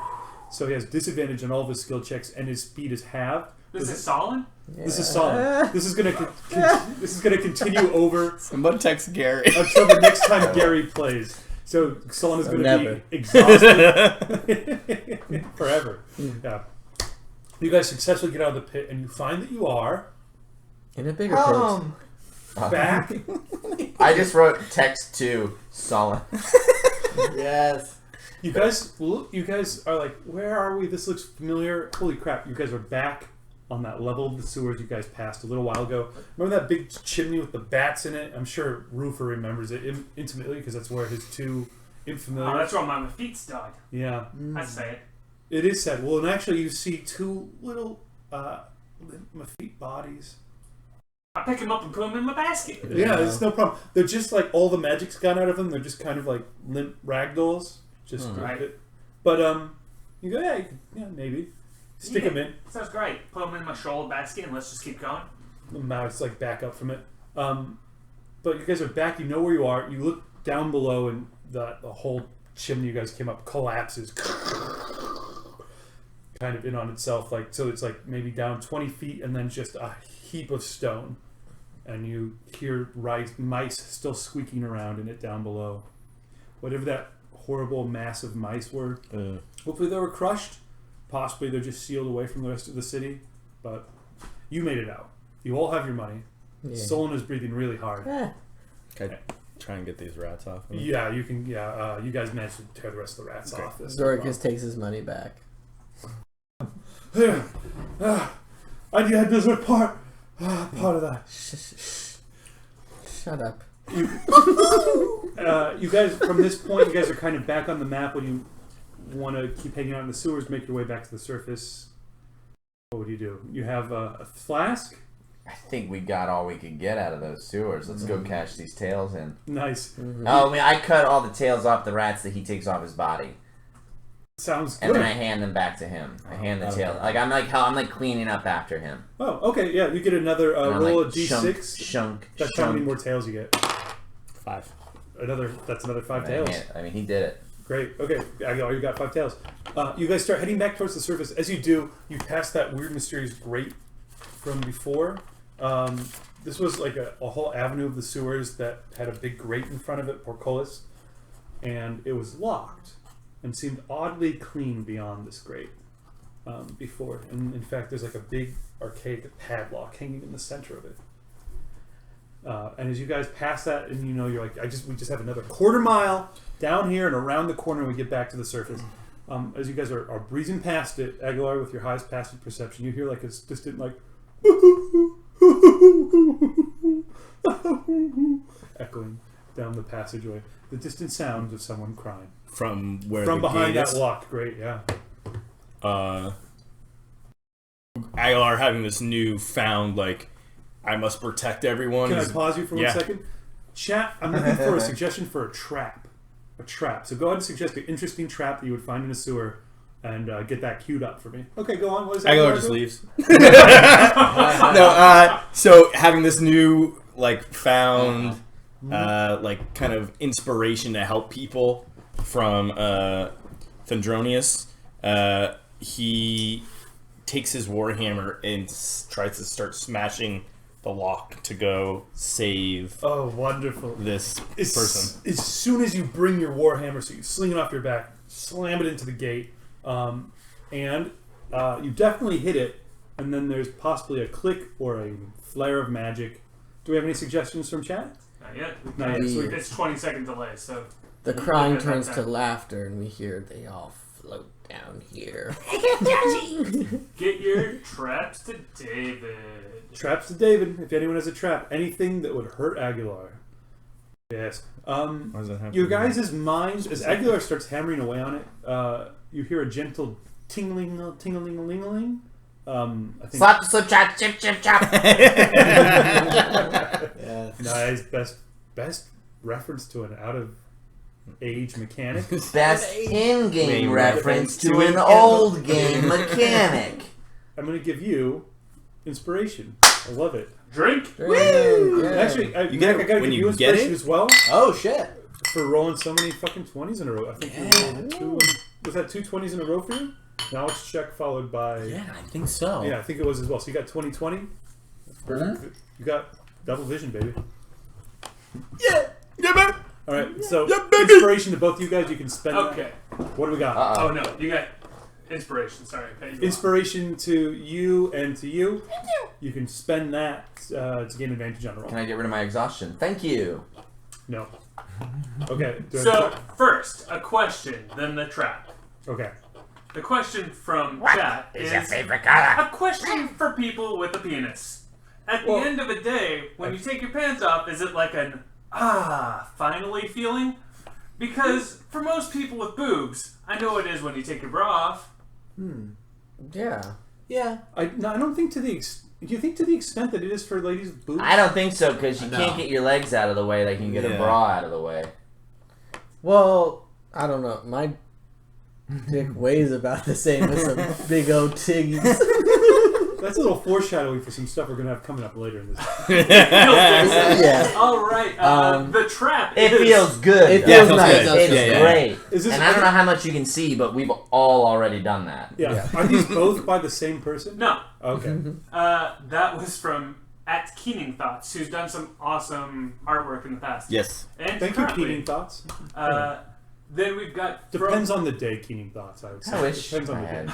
Then we've got from Boobs. Royal Rainbow, a giant ball of sludge is blocked behind a breakaway wall. When you trigger the trap, the giant ball rolls towards you. If you don't save, you get trapped in the ball and start rolling with it. Great. So, Aguilar, you hammer on this gate. There's like a clink. You like bend it in pretty good. You're like, yeah, a couple more of those I'll get through. Yeah. And then behind the grate, a section of the wall, shifts out of the way, and a huge ball of what is clearly just solidified sewer sludge rolls out, hits the opposite wall, bounces back, starts rolling towards the grate that you're standing in front of, this portcullis. Rolls straight towards it. Is it on the side that I'm on, or is it on the other side of the gate? Opposite side, hits the grate, and you're like, oh, I'll be safe. Oozes through it. Oh, okay. Out the other side without slowing down much, and then this gelatinous greenish ball of ooze plows into you. The IV port, like I could see into his arm, I'm checking out that. at this point. And that's. I just got danger sense, which gives me advantage on that. And you can see that. You had a question, sir? No, just a quick real life story. One time in 8th grade, a kid came back from the hospital. He was in the hospital for a long time, and we were getting ready to go home for the day. And he still had had to go back to the hospital, so he had his IV port still in his arm. And he's like, "Do you guys want to see it?" And everybody was like, "Yeah." And I was like, "No." Don't take that port And he took it off, and he showed it, and then I could see into the IV port, like I could see into his arm, I'm like checking out that. At this point. And that's the worst of it. And then the bell rang, and everybody was like, "Let's go home." Yada yada yada. This is important. This is not bad anymore. That's the worst of it, because that's all that hit me in a way that I got like. Brr, well, you don't like blood. I don't like real life pain and stuff, and I saw into a kid's arm, and then everybody left, and I was still sitting at my desk like, "Oh, I don't feel good." And the teacher was like, "Are you all right?" And I was like, "Yeah, I think I'm gonna."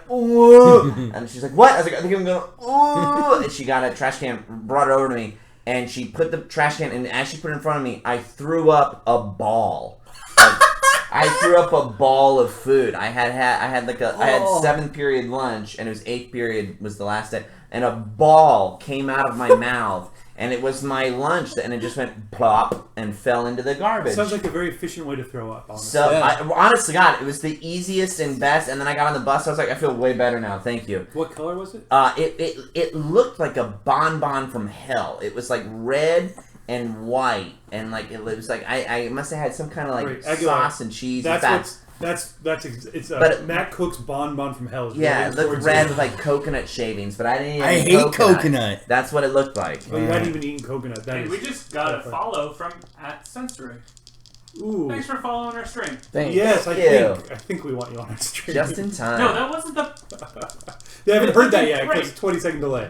They Hi, were Sensory. scouring the internet for throw-up balls and found us. Thank you, Sensory. Okay, right, so Matt Cook's bonbon from hell is expanded up to a 7-foot massive ball of filth.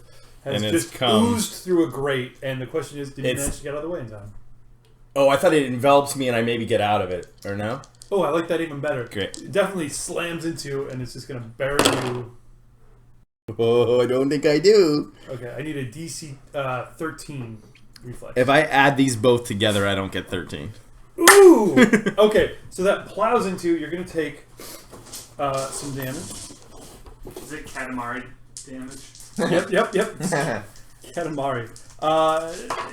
Ooh, fuck. 13 points of damage. That's quite a bit. Jeez. Okay, I'm going to use Stone's Endurance to try and negate. Can I negate that kind of damage? Can I negate any damage with Stone's Endurance? Do we know? Yeah, it's I'd say in this case you can if you want to spend it on that. Yeah, I'll use it on that. He's still feeling like so heroic and pumped up. He's gonna try and negate some of that. This whole thing envelops him. So I negate 10. So I take 3. Rolls off of Aguilar. Aguilar is still standing there, but he's covered head to toe in filth. I think I get taken with it. Yeah. Because you failed your save, right? Carries you back, and then. So I'm in it. So I need to figure out how to get out of it. Yeah, keep trying to save, right? Yeah, I think that sounds good. Great. I'm going to do more damage to you if you don't save again. Oh, great. Shit. DC 12. Great. So you go into it like the Big Lebowski goes into a bowling ball, rolling onto him in a dream. So just being hurled around again. It's working its way up your nose. All you can smell is horrible, sick. It's sticky and warm. I don't What like you guys? this. Would you be doing anything? I'm laughing. Verticus is laughing. It's a good trap. I'm gonna try to like throw a rope. You don't even really see him. Oh, it's starting to pick up speed. I guess it's sloped towards that oozing cesspit that had that horrible slime monster in it from a few sessions ago. that form the whirlpool you guys had to jump into. Seems to be heading that way. Let's get another save right now. Oh, right before. Okay. Yeah, let's just keep doing it until you save. Normal damage. Okay, I save. Okay, you successfully saved, so you're going to take half damage on this, so just take 3 damage as you manage to blarp out of it. The thing rolls on into the cesspool, or it like plops into that and sizzles slightly as it oozes down. So take 3 more damage. As you come out, something stuck to the side of your head, apparently in this ball of crud. It's Kevin James. It's a blarp. No, it's a wanted poster. It's filthy, it's crumbled, and it has some of your faces on it. Who is that on there? That's amazing. And I will say that I did draw those myself. Yes. I would say it's me. I guess Sullen, That is solid, yeah. Chancho, and Zordicus. I guess. That one's a little faint, but yeah, that's Zordicus. Those are all based on the awesome drawings, I think, from our Twitter profiles. Yeah, that Justin Osterling did. Yeah, Justin Osterling. Thank you. Chancho resembles, in that drawing, Pharaoh Man from like Mega Man 4. Yep. Well, that's what I was trying my inspiration from. It also gives a gold, like, it's like wanted dead or alive. Actually, probably says alive. Wanted alive. And there's a bounty on your head of 500 gold pieces. Ooh, let's collect. Yeah. Guilty. You get the sense that up on the surface world, people might be looking for you. It looks pretty. I mean, it's covered in filth, but it's probably pretty fresh. Back to the gate. Yeah. Zordicus just goes, he looks at it and goes, the odds? Think about it. He was in a big old ball of slime, and this sticks to him? What are the chances? Oh no. Think about it. Other stuff stuck to him too. Okay. Yeah. It's like a whole. His butt is a big pumpkin stuck on it. Big rotten, semi-rotten. His butt's got a pumpkin stuck on it. Yeah, big semi-rotten pumpkin. Oh no. And then Zordicus goes, also guys, just remind me, I have a puppet. I've never showed people, but trust me, it's gonna be a lot of laughs when we get to the surface. Oh no. Yes. Those sobbing sounds continue to percolate out to you guys from the beyond the grate. But do we all hear it? Yeah, I think you guys in the silence after this giant ball of filth rolls away. Chancho's gonna creep towards the sadness. Okay, well, so there's still this portcullis sealing off. The sewer beyond looks immaculately clean. Like the side you guys are on, filthy, dirty slime coming down the walls, filth in the middle of the gutter in the middle of it. Smells, again, like I like to say, smells like an outhouse at like a music festival in the summer.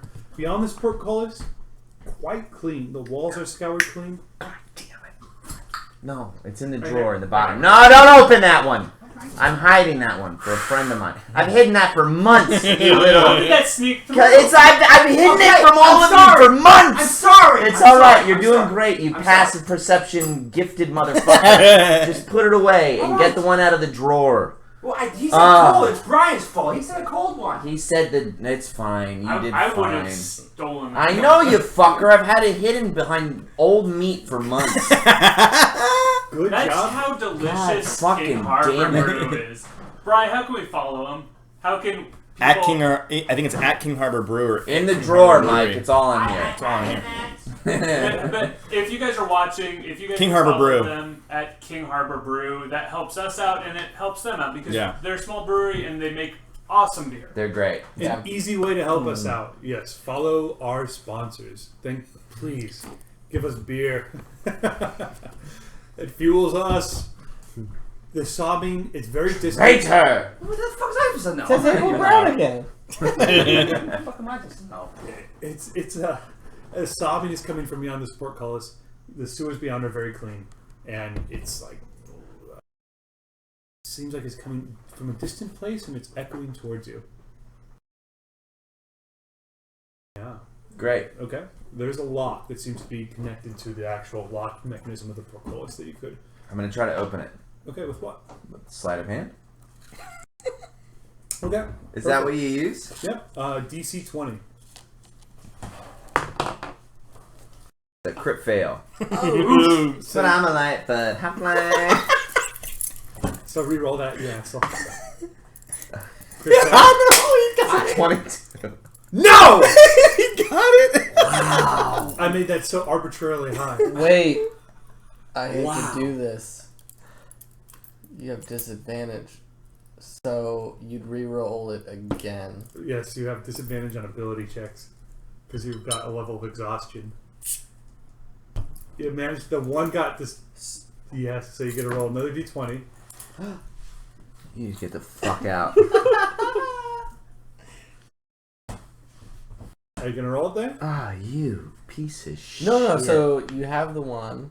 You re-roll the one. So you just need to roll one more. Yeah, you just need to roll one more. I'll keep your 20. If your other one's also a 20, then you're safe. What? Well, you have to take the lower. Oh! You're welcome. Yeah! Flat out crit. Woo! I'm sorry. Yeah. That's way more exciting. One of these days. You can't turn all your 1s into 20s, Matt. One of these days.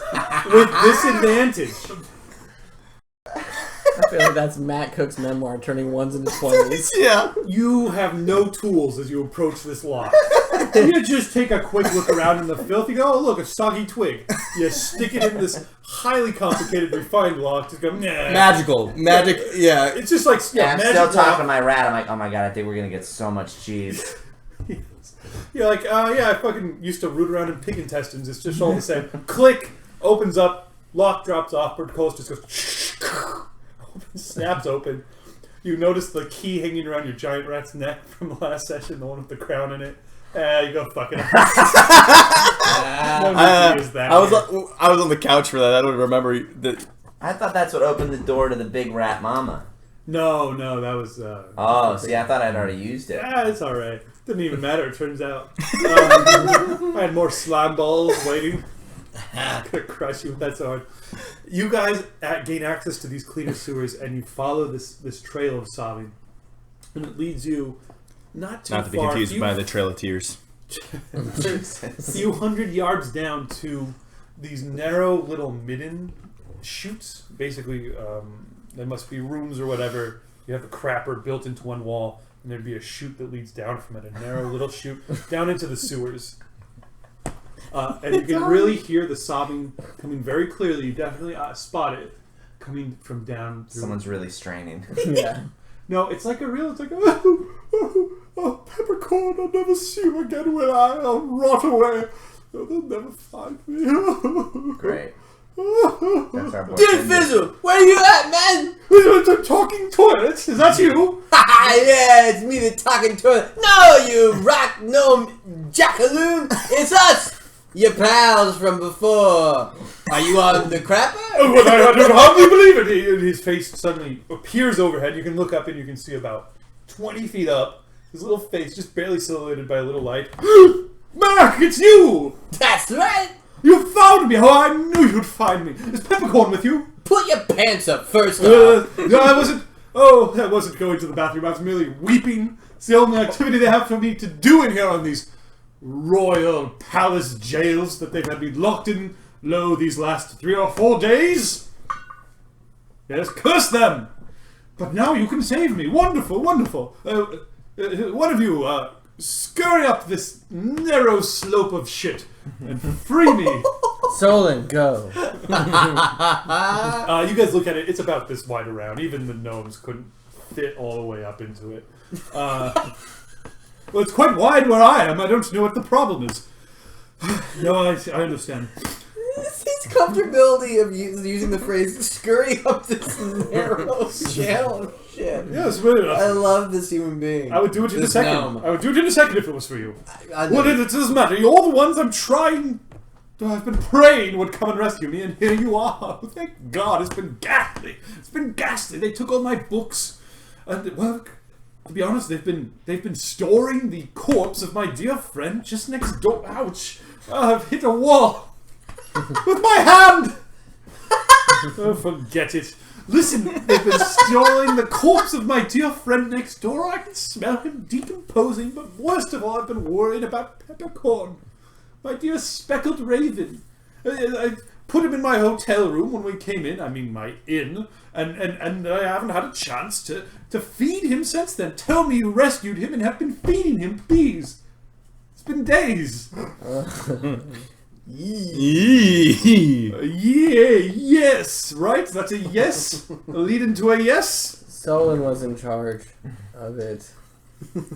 Oh, Solon! Oh, I despise you.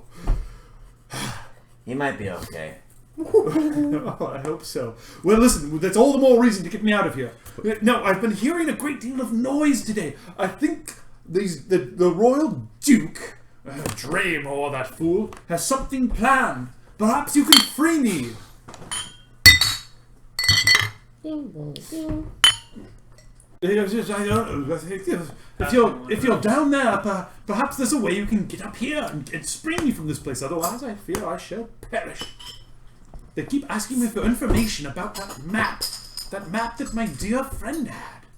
But I know nothing about it. They seem to think it's of great importance, like if there's some powerful artifact that it will lead them to. The Duke seems... It was probably the flask we found. I'm sorry, what? The flask we found. You found a... Yeah, Zordicus has it. The Iron Flask of Tourney.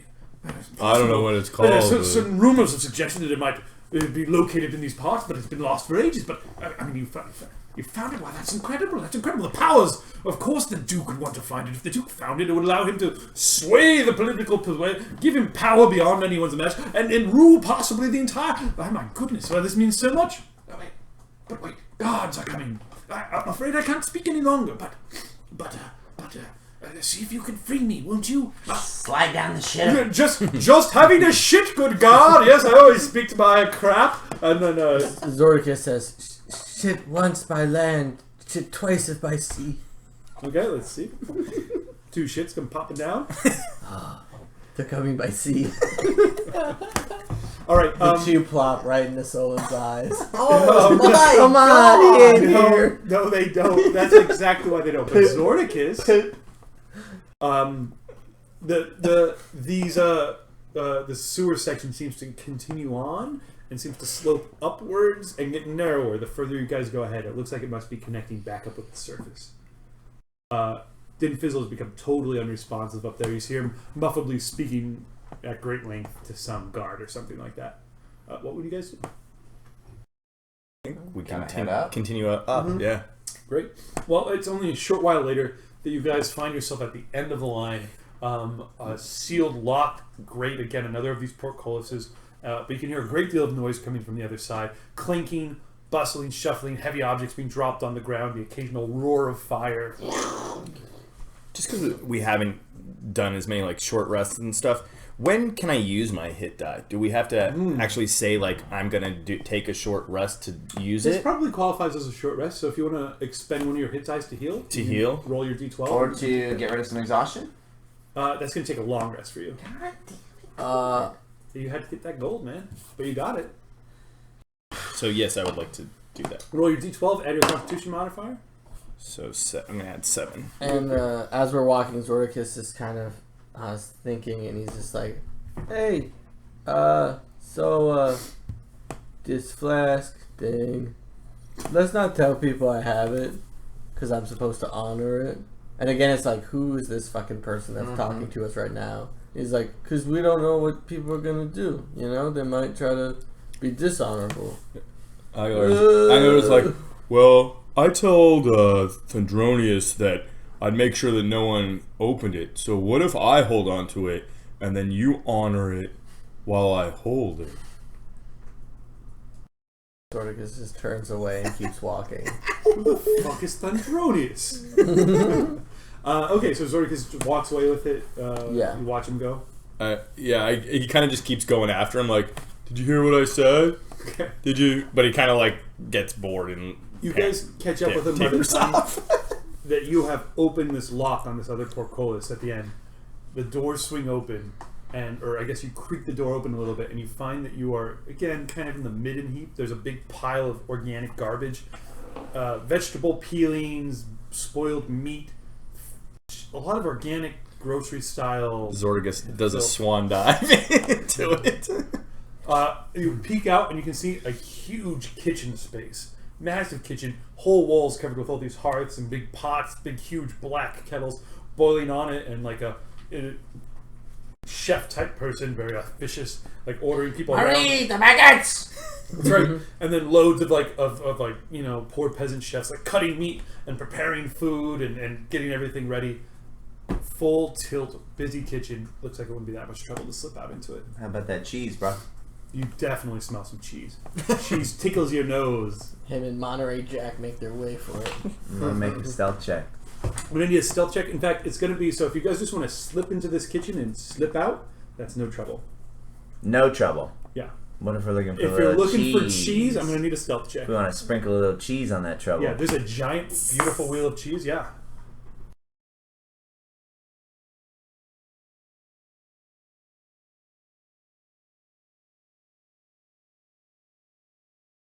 It's Mikey. This What? will trick him. What precious? What one do you want? all right. Okay, so you're making a stealth check. Yeah, buddy. All right, stealth check from you. It is. I saw that. It is 11. Well, don't forget you have disadvantage on all your skill checks because you're still exhausted. It's an 11. It's still an 11. Yeah, that I rolled a 19 on my disadvantage. Okay, keep in mind you still have inspiration. You can spend that to negate a disadvantage. But just Does that mean I could like? you would take the original roll in this case. Oh, then I'll hold on to my. Okay. Oh yeah, you So can't take I the rolled an second one. 11. It's such a busy kitchen right now that's no problem. There's this giant wheel of beautiful camembert cheese. It's about 3 feet tall. It's got one big iconic cut out of it. You just sneak up there from the cutting board, slide it off. No one notices a thing, and you guys sneak out. And just to be clear, Camembert. I'm sneaking through a busy kitchen on a giant rat. People are fucking out of their minds. People barely have enough time to stir pots. They're like, stir the pot! Oh, it's burning over here! And they're like that. It's Cheesecake Factory! Yes, chef. Yes, chef. Yes, chef. Yes, chef. Does Zordicus notice if there's any flasks in this kitchen? Give me a perception check. Okay. It's DC 10. Perception. For 17. Yeah, you notice a couple flasks. There's like a sommelier section. There's bottles of wine. There's even a couple very nice flasks. He's gonna try to grab at least 1 or 2 flasks. Okay, a couple stainless steel flasks. None of them quite look like the one you have. The one you have looks like it's forged out of ancient cold iron. It's a bit rough around the edges, Right. not polished at all, and it's carved with these glowing sigils in it. The ones you grab are both like highly burnished stainless steel little beauties. Sweet. Okay. And also, he still has a flask full of shit. That's right. Which you tried to keep trying to feed to people. Oh. Do you slip that into anything as you walk out through the kitchen? No, because now There's a he beautiful has a suckling lot to play with. I think people are gonna want to open a shit flask. Oh no! All right. There's a cutscene here that I wanted to do. Great. I'm gonna skip it in the sake of time. and Why? I'm gonna get Do it back. quick. Do the abridged. Did. Okay. A bridge. So as you guys are sneaking out, you guys peer through one room and you see none other than Duke Draymore himself, stalking through the halls, speaking very animatedly with he seems to be a wizard, a court wizard perhaps. He's wearing very fine regalia. And Duke Draymore has one big livid purple scar going from his eye down to his corner of his mouth. The scar, you remember, cutting into his face? I remember. Just barely healed. He's tracing. Does he remember? Oh yeah, he's tracing it very lightly with his index finger as he speaks, and he goes, What a "I don't pervert." care about your magical healing. What I care about is what was that strange magical surge we felt moments ago. You have to tell me." And the guy goes, I don't know, sir. There's no way to find out. It'll take hours. I want you to tell me. I have the feeling in my bones it has something to do with that map. We have to figure out what that map is. The court wizard looks very afraid, and the Duke is getting up in his face. Since you guys are just peeking out like behind a corner, kind of thing, just espying this from a distance. That cartoon thing of us like each head. We're all dressed as Yeah. waiters. Yeah, Three Stooges style. At that point, and just the court wizard is getting backed into a corner by Duke Draymore.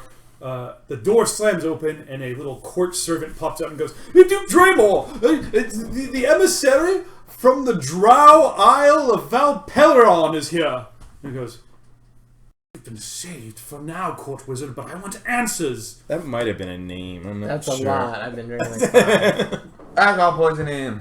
We should have jumped that cutscene. Bring them in! And with that, the grand doors to the reception hall, which is what you guys happen to be looking in on, that was dark before, lights flare up on these braziers leading all the way down this grand reception hall. Big double doors open, and a cloud of dark mist floats in. A black cloud. You guys can't see through it at all. It's like opaque darkness, like night itself solidified. Floats into the hall, all the way to the ground, rising up about 10 or 15 feet. To you guys, it just looks like a sphere of darkness trailing dark dust behind it. To you, Zordicus, to your drow eyes with superior dark vision, you can see into the center of it, and you see some drow walking amidst it. And you recognize this as high drow, like nobility. This is how they travel around so that the light of the day does never fall upon their body. Yeah, baby. As they walk, as this cloud drifts in, suddenly the cloud halts partway into the hallway, and people who are walking inside of it continue to walk out so that they emerge from this darkness. The first two things you see are skeletons. Little undead skeletons, no bones, or old bones, no meat, no anything like that. Just these bones walking out. They're holding up wooden staffs, which are supporting a big woven tapestry, like a palanquin. A palanquin? What's a palanquin? And a palanquin. Well, I use that word. Native to North Dakota. Like a canopy bed's roof, basically. Yeah. They're the 4 posts that they're carrying out. But each skeleton has its bone carved in these intricate... morning there's a palanquin. Each skeleton has these intricate curly-Q patterns etched into their bones, from the littlest finger bone up across their entire body, and these etchings have been painted with bright red and yellows and blues. It's the Lollipop Guild. Oh, I was gonna say Day of the Dead stuff. Yes, they look like animated Day of the Dead skeletons. And when skeletons travel in a group, it's called a Flockhart. Callista Flockhart bird. Callista Flockhart bird. She had to be taken down a peg. Standing ovation to Daniel Acker. That Felicity. Felicity? No, Ally McBeal. McBeal. Right. And now the boss lady and Supergirl. Beneath this woven tapestry is one drow walking forward, a very Helena Bonham Carter type, hair going up, all It's a Tim crazy. Burton movie.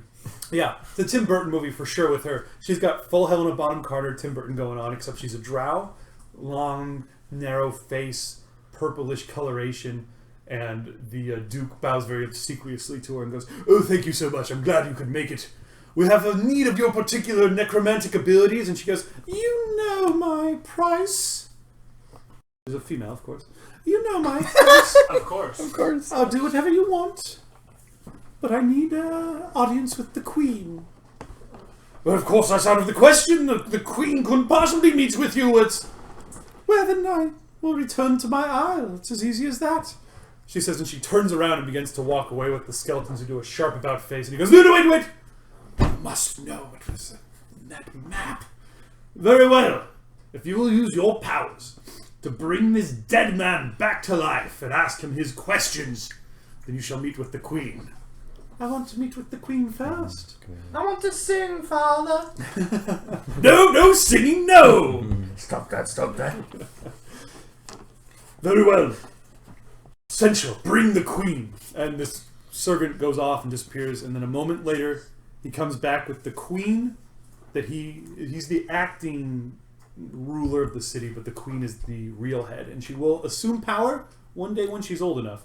But a 6 or 7-year-old girl dressed all in beautiful queenly garb, long blonde hair, comes out acting with a grace beyond her ages and goes, "Yes, I'm the Queen." I can't do a little girl voice. The Helena Bottom Carter type looks up to her and she fixes her with this weird, dangerous gaze almost, and gets very, very close. And you can see Duke Draymore starting to look very nervous. The Helena Bottom Carter type, this drow queen, you recognize her as? Princess, perhaps? Comes very close and goes, "An honor to meet you, my queen," and extends a hand and takes the queen's tiny little girl hand and extends her tongue, purple tongue, and licks her tongue, licks the queen's hand. up like the hand up We to get like, it. part way up back. And the Tom, give him the your queen hand. shudders. The Duke shudders horribly. Zordicus is like, yeah, it's normal shit. Sure. What's up? And then the queen goes, and then the drow priestess returns and goes, I've had my payment. Now bring me to this corpse. And with that, they all exit the scene and end cutscene. The payment was to liquor? Or to meet her. To meet her, yes. To be like. But I guess like some of the people in the chat are saying, David, describe the drow licking a child a little more slowly. Yeah, that was a pretty weird and on the edge, but I've just taken cues from Zordicus. That's right. Yeah. So, cutscene This ends. is CritJuice After Dark. Yeah. Creeped out, you guys exit the palace right into the middle of a giant fucking carnival festival that fills the middle of this huge courtyard in front of the palace. It's going on. Drums, fifes, beautiful colored banners flying through the air. Frog games. You You see- hit them into the lily pads. Yeah. You see food all over the place. Funnel Yeah. We And- talking about some cheese? You have cheese. You got a huge fucking. You got. Okay, loads so of cheese. I'm How dude, much I'm of trying it is? How much of it is left? 15 trying to minutes go by the later? rules, bro. I like it. How much cheese is left 15 minutes later? So much cheese. Okay. You 3-foot wheel of cheese, man. Okay. Let's check it. Just little nibbles constantly. Just gnawing on You it. look around, but you don't see any cheese, but you do see a house cat for a second. Oh, hi. Yeah. God, wait. Shh. Everybody shut up. There's a huge fray of people. It's no trouble to blend into the fray whatsoever. You see the most people are gathered around. However, this seems like a big musical event that's going to happen. There's a famous bard who's showing up. And you can see all these, there's like tons of like teenagers, a little older than teenager, early 20s as well. People are like way into it. A lot of people you see have their face painted with like black paint like around the eyes and all the way down to this whole like slightly Kiss kind of slightly heavy metal, death metal kind of look. People are like, yeah man, the bomb is coming, oh the bomb, yeah! And it's like crazy. There's like girls like dressed real scantily and like dusk is starting to set over the city. What would you guys be doing? Metal, that's right. No, I was indicating eyes to the camera.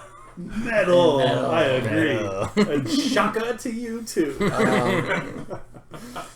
What would you guys be doing? It's a massive festival. You guys are all I think Chancho is tons so of money, by the way. fucking sensory overload. Yeah, this is crazy for you. Yeah, it's like he's just kind of he's getting like swept up in crowds that he's not Okay. necessarily a part of, but like So there's an animal part of you that's like safety, lead the crowd, find a cozy little hole and like hole up in there. yeah. And then there's another part of you which is like find all the cheese, go to all the places, Yeah, pump it's- all the legs. It's a rough life for me. Okay. Mag is like, everybody's talking about a bomb. They either talking about a real bomb, which in case we probably need to fix that, or they're talking about a metaphorical bomb, which if that's the case, I'm intrigued. Oh man, you're talking about Bomb? Yeah, dude, Bomb Tombadil, dude. He's like the fucking bard. He's the fucking bard, man. I came all the way from fucking Waverly to hear this, man. Weeks, dude. Oh man, he's so fucking crazy though. When the fucking bass hits, I fucking lose my shit. So Chancho takes his giant rat and like sneaks him into a pile of stuffed animals like E.T. Yeah. And he's like, stay here.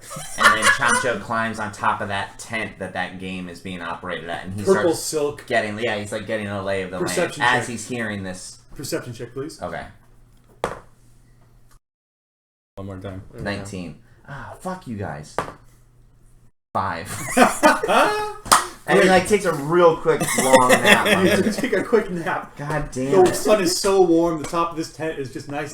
The sun is setting and beautiful dusk is coming over the city. You don't save against exhaustion? You just have it? Yeah, well, you well, gotta rest. I'm going to ask for a Long long rest to lose a level of I've been like exhaustion. just hanging out, listening to people talk. I haven't done shit. You did. I'm eating cheese. Got some calcium in my You're system. doing I'm like, good, man. woo! So it's dusk is coming down. You have this great view of the fairgrounds, and there's all these like paper lanterns strung everywhere that are getting lit up. And there's tons of people, and everyone's coming towards this giant center stage. It's like arena, stadium-style seating they put up in bleachers, and you're captivated by that. And you barely notice the detachment of guards, city guards. They're everywhere, and there's a group marching straight on where you guys are right now. Zordicus, in this setting with all these people, is probably like one of the first times he's been surrounded by this many people, and his brain snaps, but in a way that it's like the only way out of this is to like take it over and create a giant distraction so he can escape. So he starts like everyone's talking about the bomb, the bar, and Zorkis just goes, "The bomb? No. I have the bard you want to hear right here."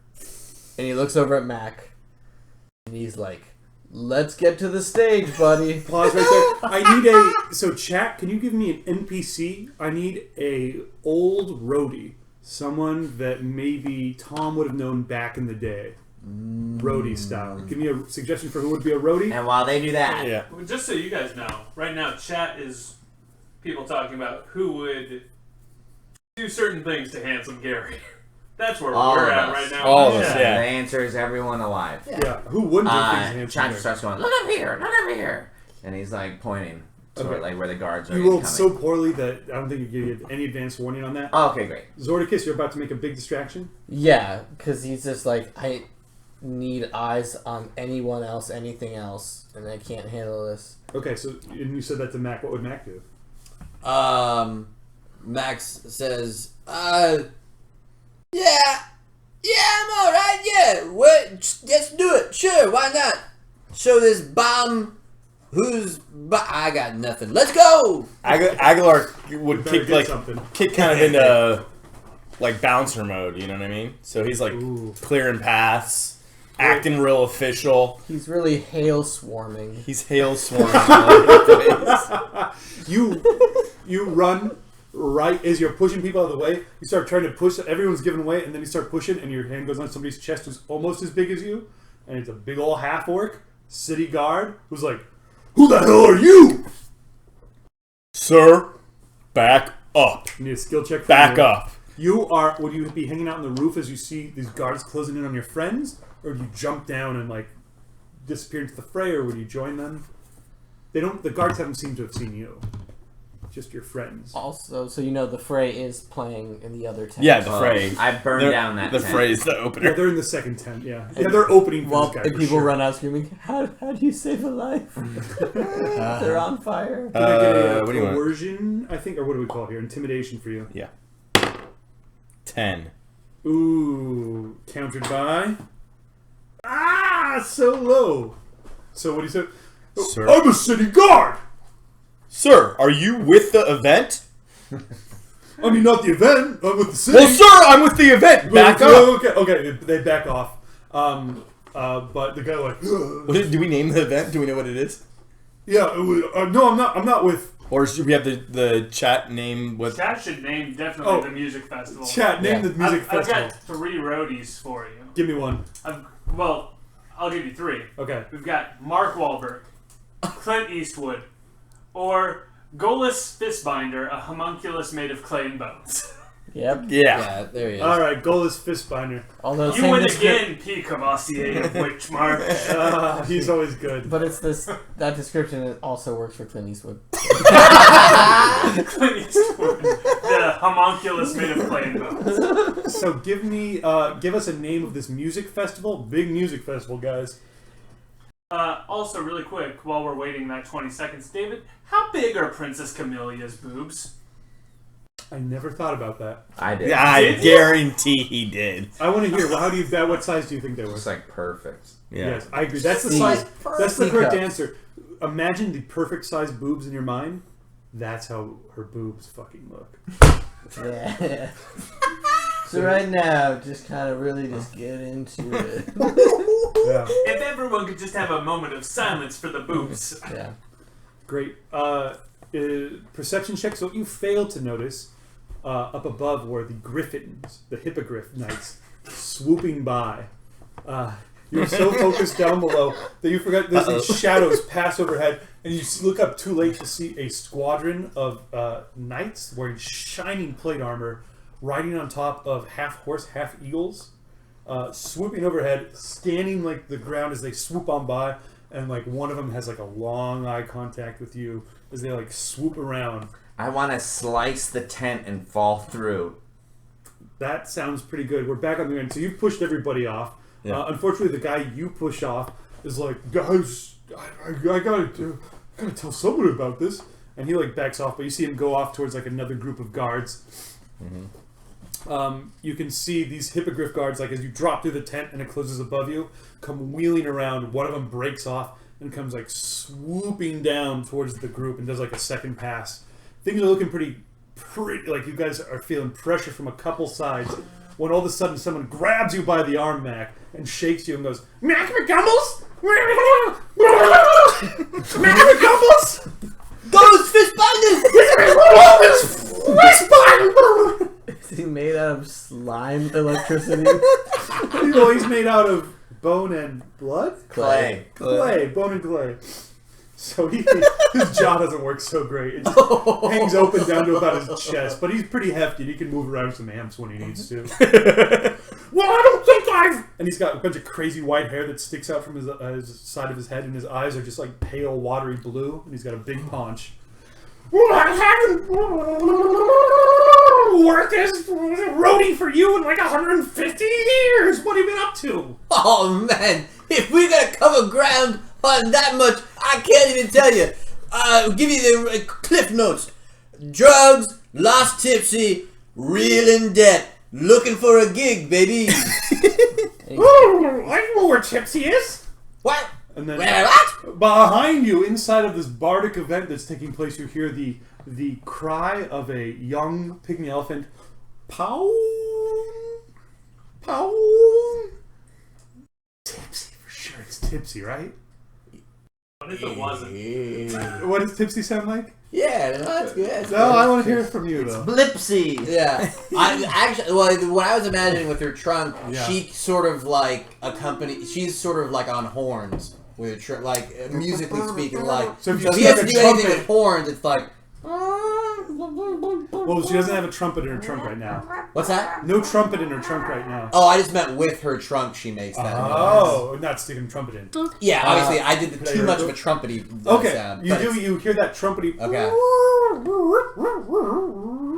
David. Tipsy!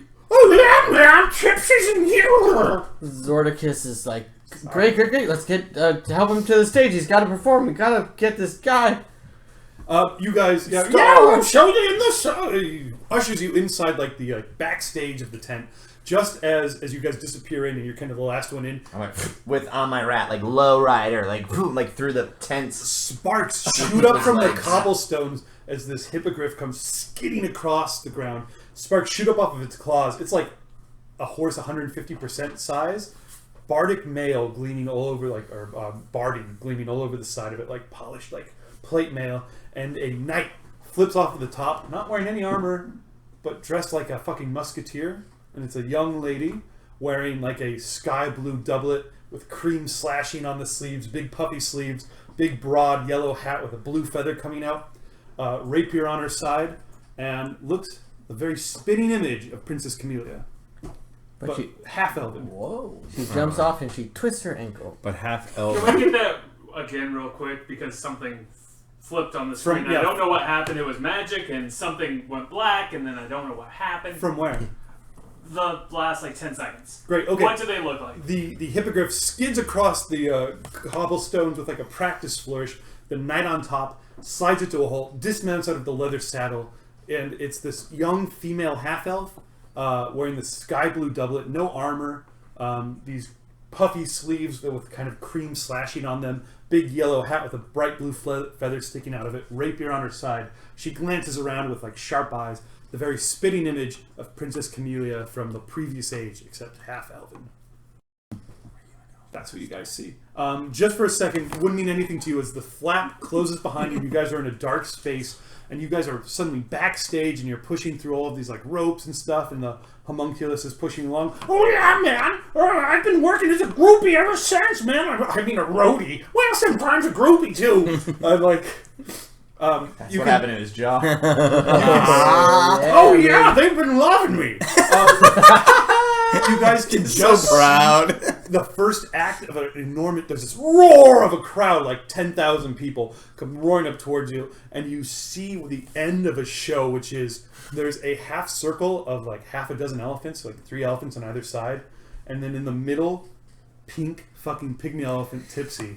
Huge heavy gongs are hanging from these elephants, and there's like a kind of miniature one hanging from Tipsy, and a paper mache dragon skull has been wheeled out into the center, and there's like It's Arcade Fire. There's like a 12-piece fucking chorus, and they're like fucking like banging away on some fucking drums with like a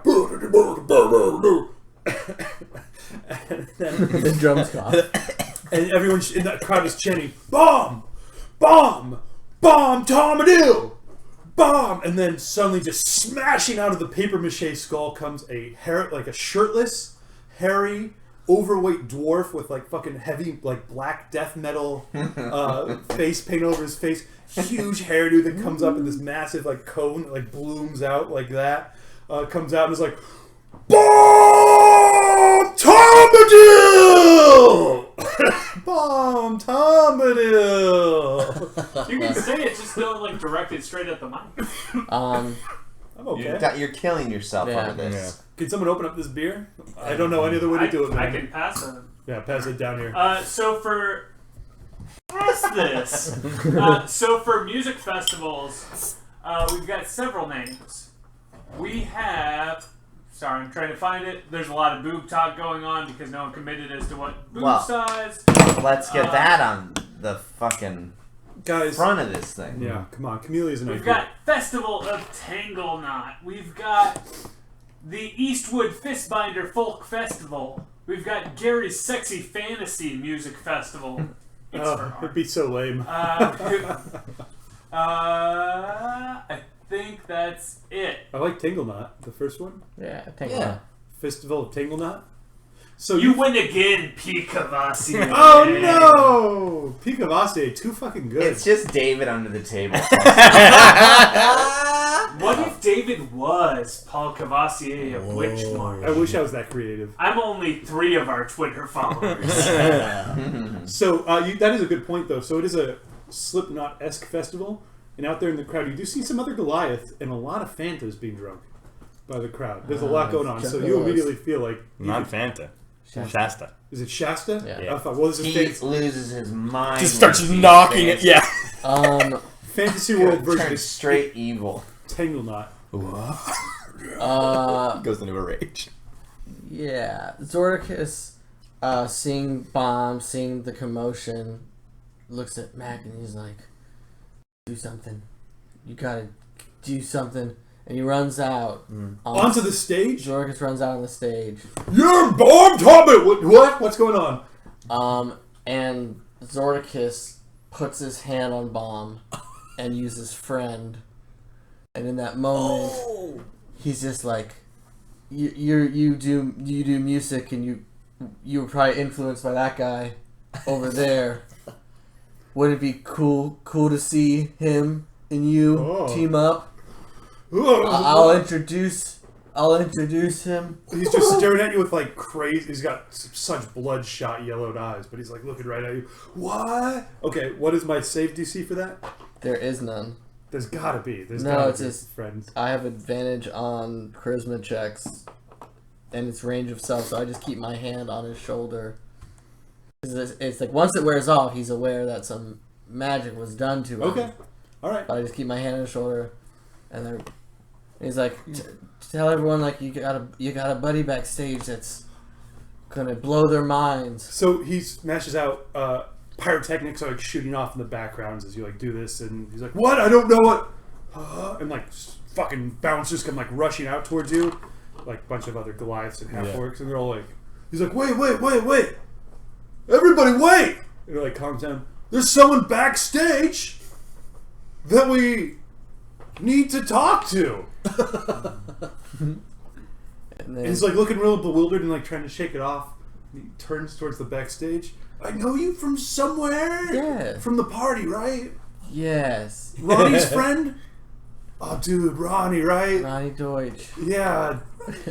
Was it Deutsch or was it... Anyway. Yeah, come on out, man. Come on out. Max stumbles out and Holy shit! yeah. Ladies and gentlemen, it's Mac Mumbles McGumtree! Hey everybody, Dead silence. how you Massive doing? stadium, completely quiet. All the stagehands are all holding the ropes and are like looking around like, this wasn't in the fucking tech. We did not tech this. Yeah. I'm not that impressed by me either. Anyway, I gotta what? I think they're more in shock. Shock. Everybody, this guy's a legend. Mac Mumbles McGumtree. When I was just a young dwarf, I hadn't even gotten to the heavy metal scene yet. He says, gesturing towards all the gongs hanging around you, all made out of various lead and iron and steel. He's the one who inspired me to get into this. Like, that was hundreds of years ago, though. My God. Yeah, I'm old. I thought you were dead. No, not yet. And I felt like I was dead, but You can see Tipsy is losing her mind. Tipsy sees you, and her trunk is going all like stiff as she's like trying to get towards you. Yeah. But like a foot is in a fucking shackle holding her in Chancho place. hates that. And he's gonna make a move to free those elephants. I want to hear what Mac has to finish saying. Sure. Max sees it, the shackle and everything, goes, yeah, I won't waste too much of your time. I just want to sing a song real quick, dedicated to the one and only best drinking buddy anybody could ask for, Tipsy the E. E stands for elephant. She's right over there. Hit it, Tips. Oh, yeah. Hit it, Tips. And Mac proceeds to sing a song that is about like their drinking escapades, right? It's very it's like every Tom Waits song you've heard, right? Like a weird night of drinking. Okay, and he doesn't have his lute anymore, so he's just doing it a cappella. But he's hoping that Tipsy will come in on the horns. Do you have an actual song right now? Yeah. I want to pause you before you get to Great. that, because I have something planned for that. Great. What were you going to do? While Chancho's he's gonna talking. sneak and start like hacksawing those fucking chains for all the elephants. Like he's gonna he's gonna like. I think you've 'Cause- woven such a spell that's okay to have happen. And Zordicus said he'd introduce him, and he's freaking out, and he doesn't know what to do, so it's time to introduce Zordicus's puppet. Yes. Reaches in his bag, and he I wrote David a note, he said this was okay. So That sounds a good way to start. we got a bat head, if you remember Zordicus has. So he puts his hand in it, but he also, unbeknownst to anyone else in the party, that like the guy from the Hangman group, the second guy, not the first guy, when everyone went through the wall, Zordicus took his eyes, and now he's like cobbled them into the bat head, and he lifts his hand up. But he's also, keep in mind, this is like a Slipknot, Tangle Knot, Shasta drinking group. This might go swimmingly. Yeah. So he's just like, hello, everybody. It's time for Mac Mumbles McGumtree. And then he, Zordicus looks at it and goes, yeah. With a thumbs up. Oh. At that point, the hacksaw goes through the fucking chains. The elephants are free. Tipsy comes rampaging over to you and throws her trunk around you in a warm embrace. Oh my goodness, God Almighty! Well, that couldn't feel better if I added drugs on that. And I could feel a little better. In the backstage, one of the Globulus. Globulus, the has like gone like, I like Fanta too, and it's like you guys have like he's like unveiled like the whole like crafty with like loads of Shasta. There's a bunch of Shasta. Great. There's a whole crafty with Shasta, and he's like, you guys are kicking back and drinking Shasta. But upstage, as the elephants come rampaging forward, and you do that, your friend spell is broken. Oh my God! Hey guys, look, it is fucking Mac. Mac Mumbles McGumtree. Oh shit! You actually know me. I do fucking know you. But Great. I did love you. It's great.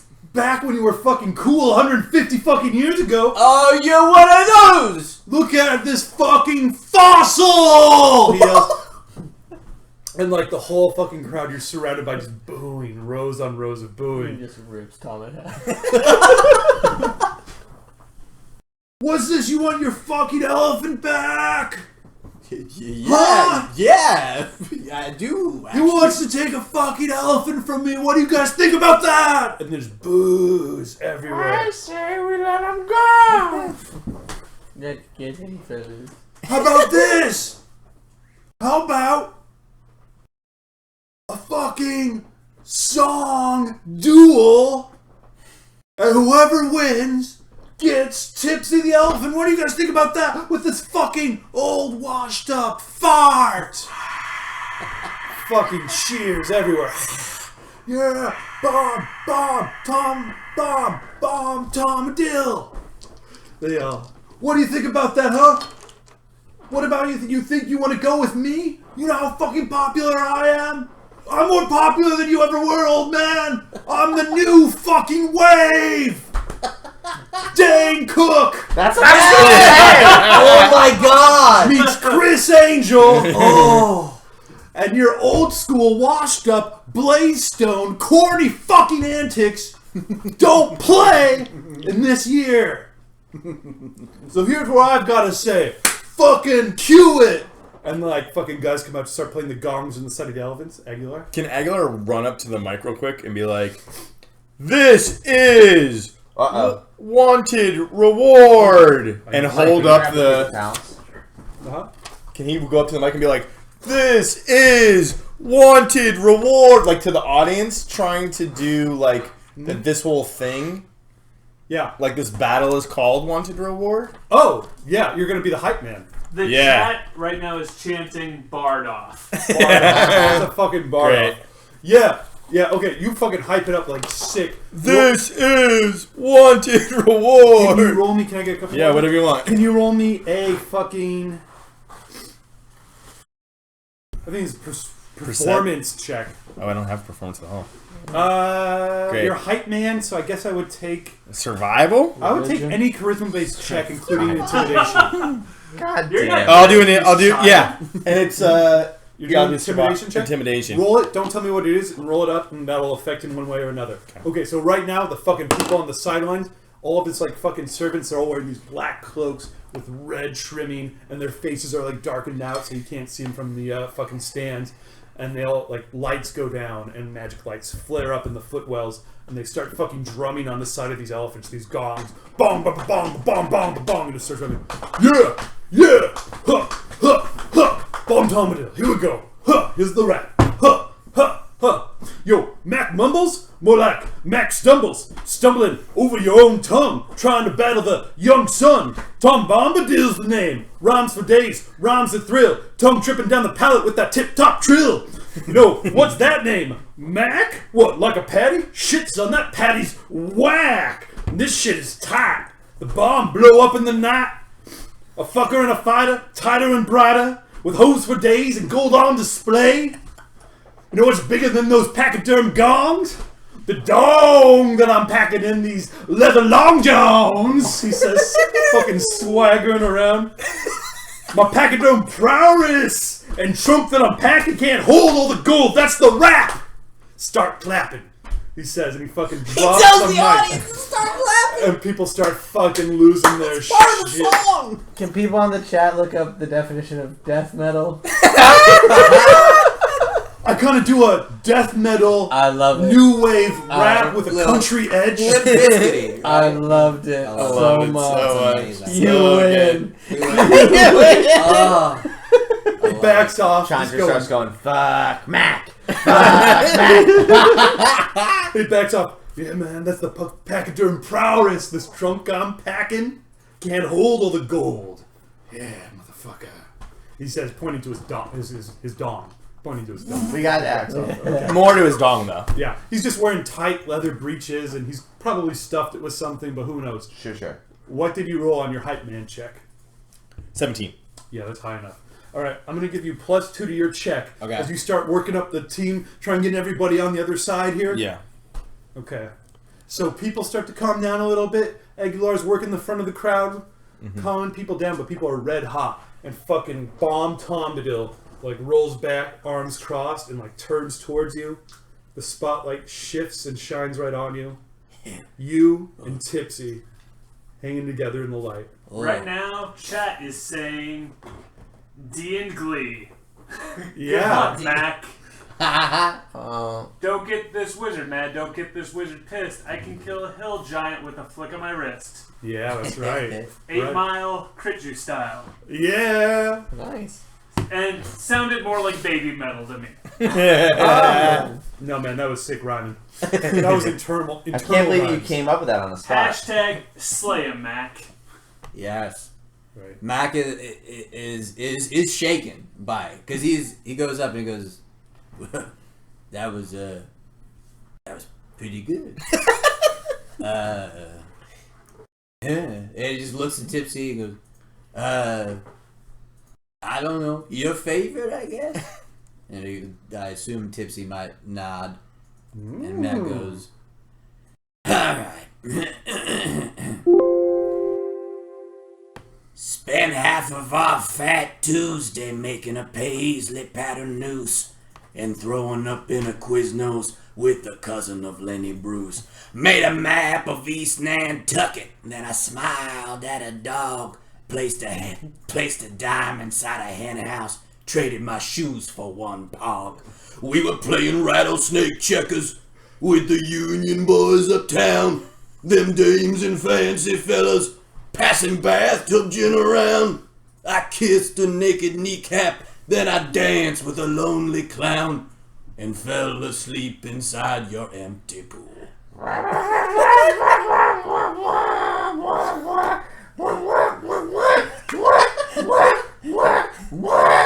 Do it, Tipsy, that's it!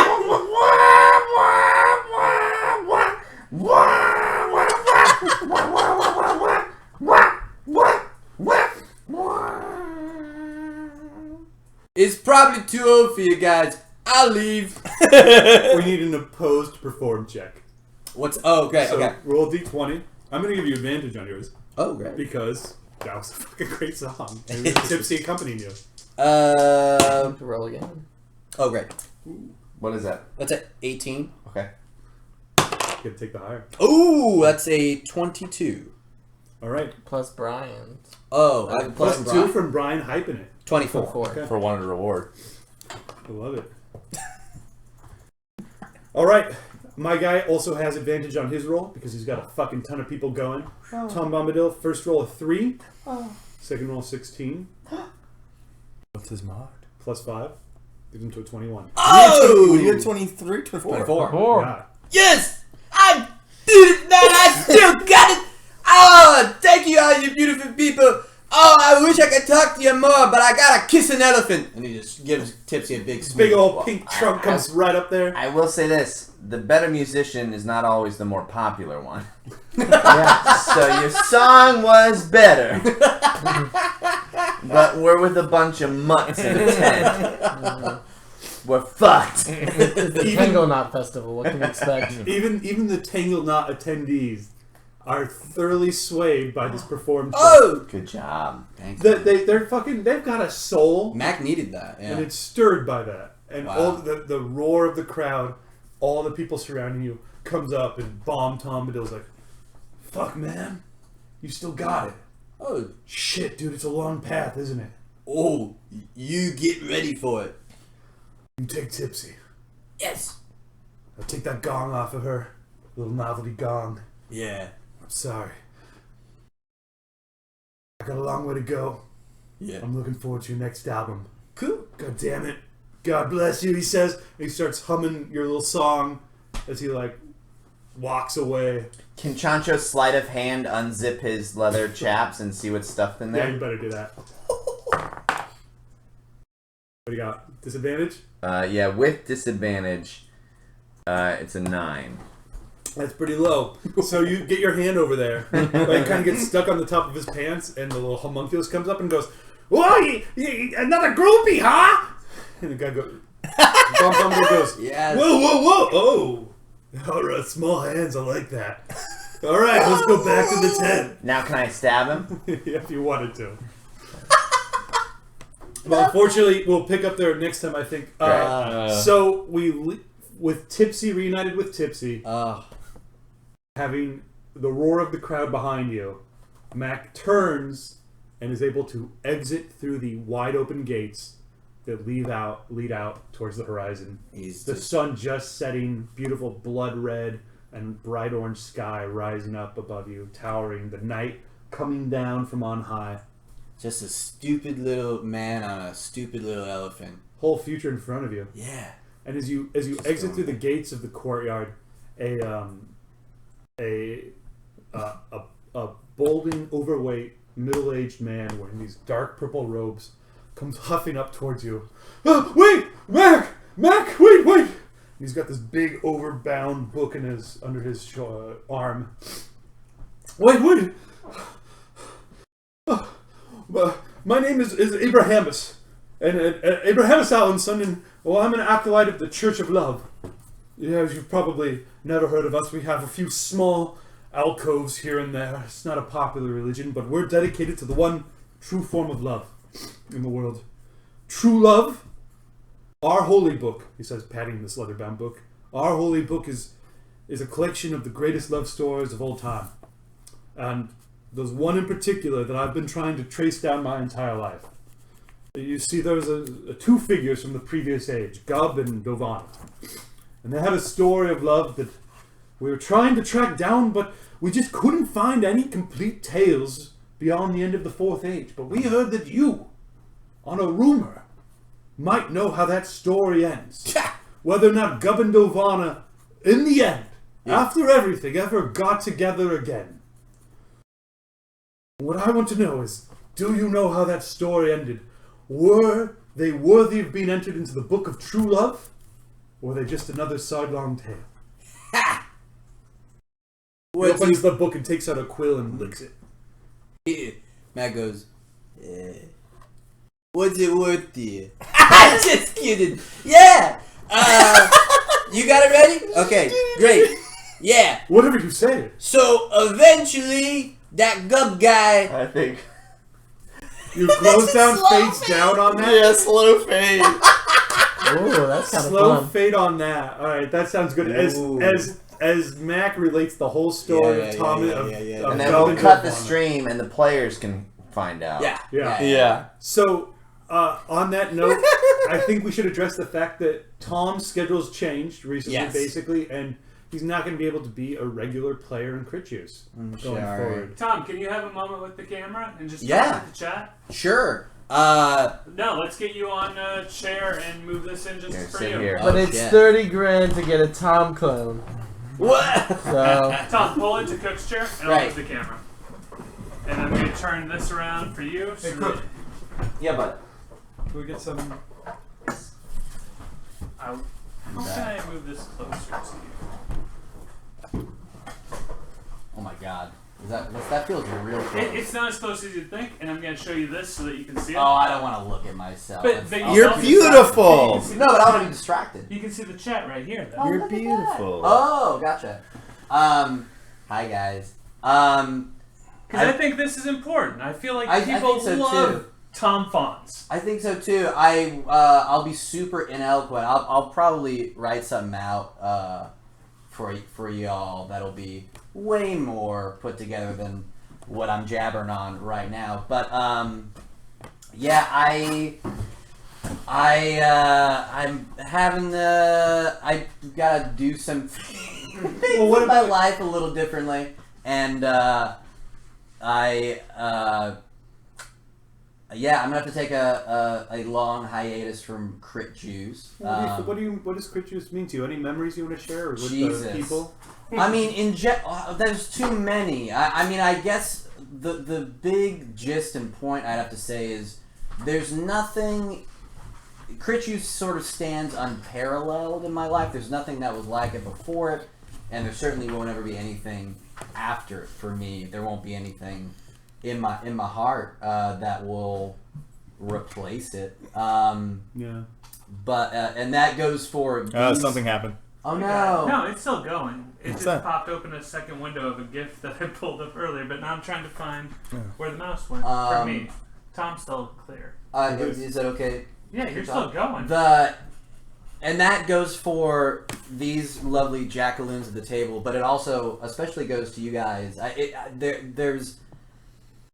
There's no compare. I have nothing else in my life that was like getting support and love from people that I've never met before. That's rare and totally. Any favorite memories? Favorite memories? Yeah. I mean, I always say it. Me and you with Gub and Devana. Yeah. Man, I mean,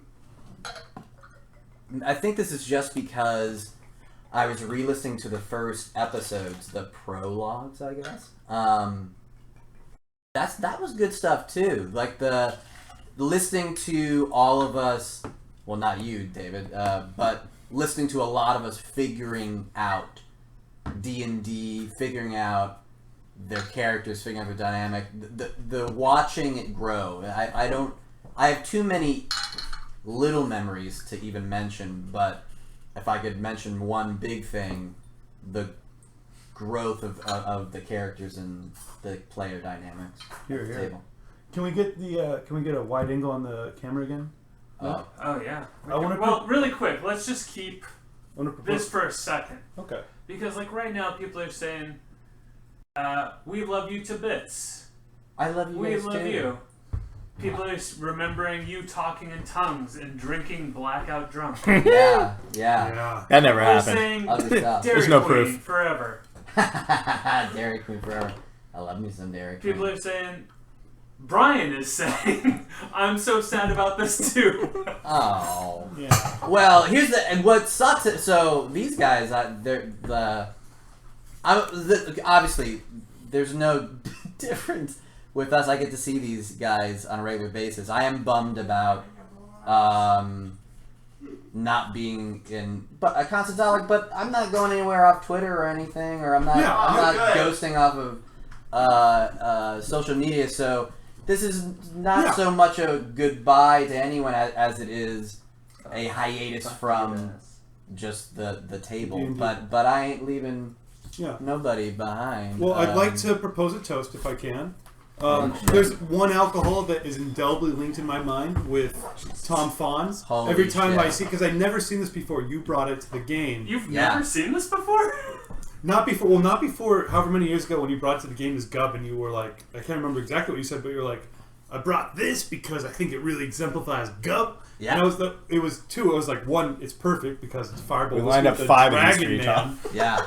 2, it really touched me because it was the first time I was like, holy shit, these guys are thinking about this game outside of when they're here playing the game with me. Oh my god. In a way that it was like, oh, this is To an important. absurd degree. To an unhealthy degree, I think, early on. So David. I would like to propose a toast to everybody in Tom's favor. Oh my goodness.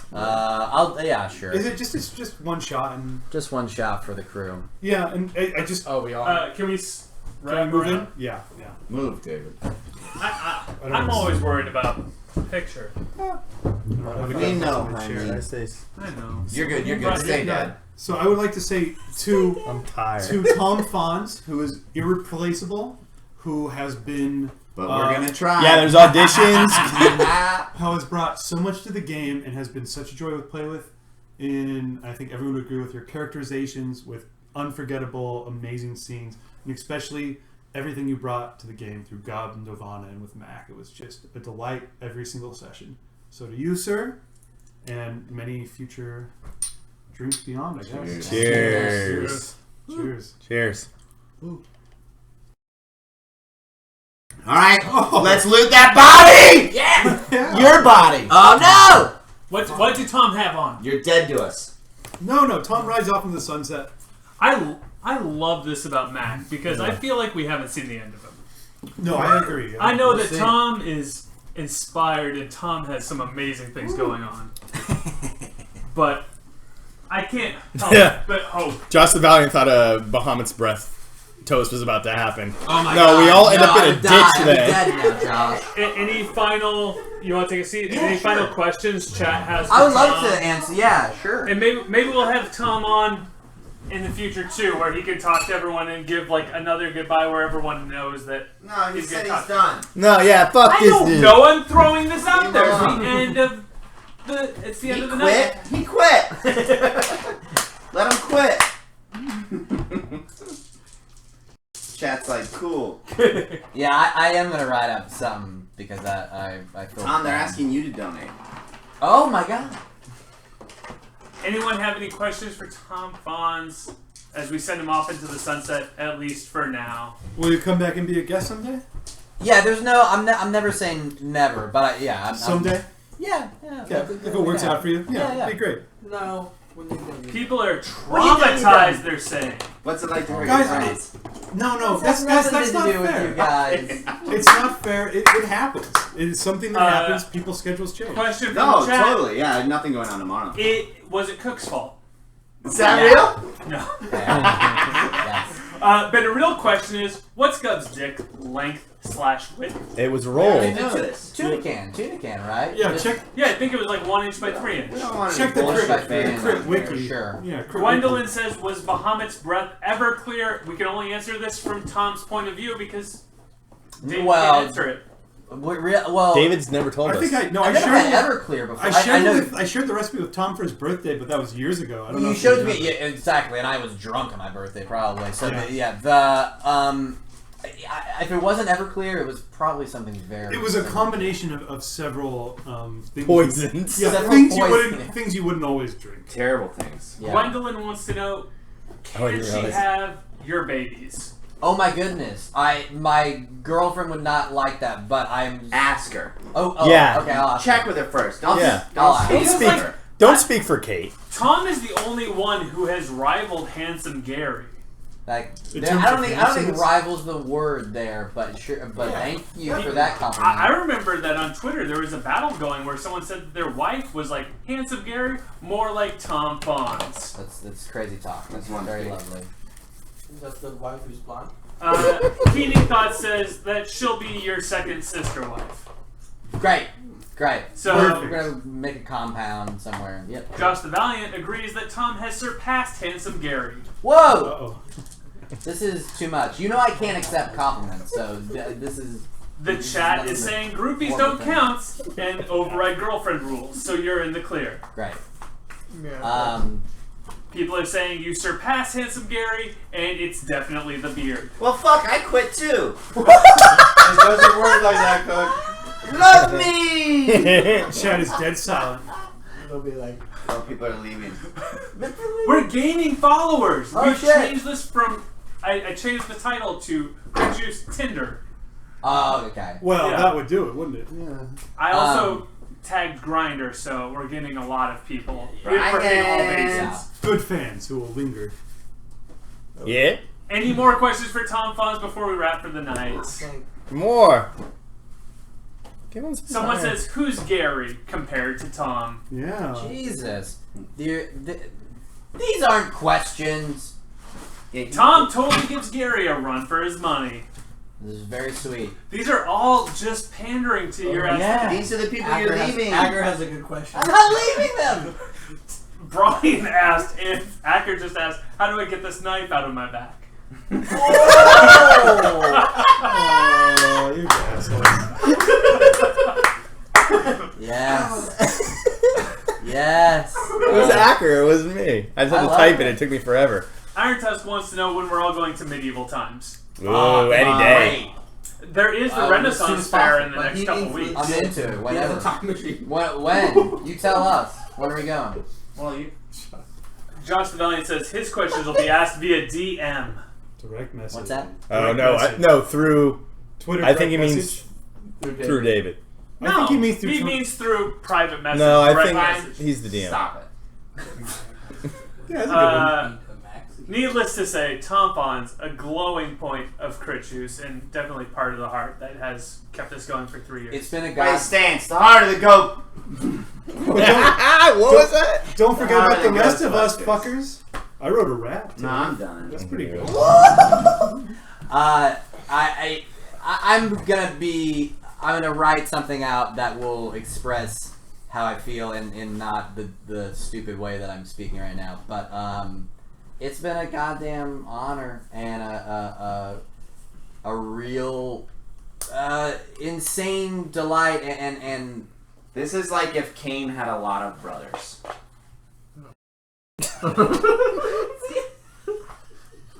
This is like when, you know, your parents divorce and they tell you it's not your fault. Well, fans, it's your fault!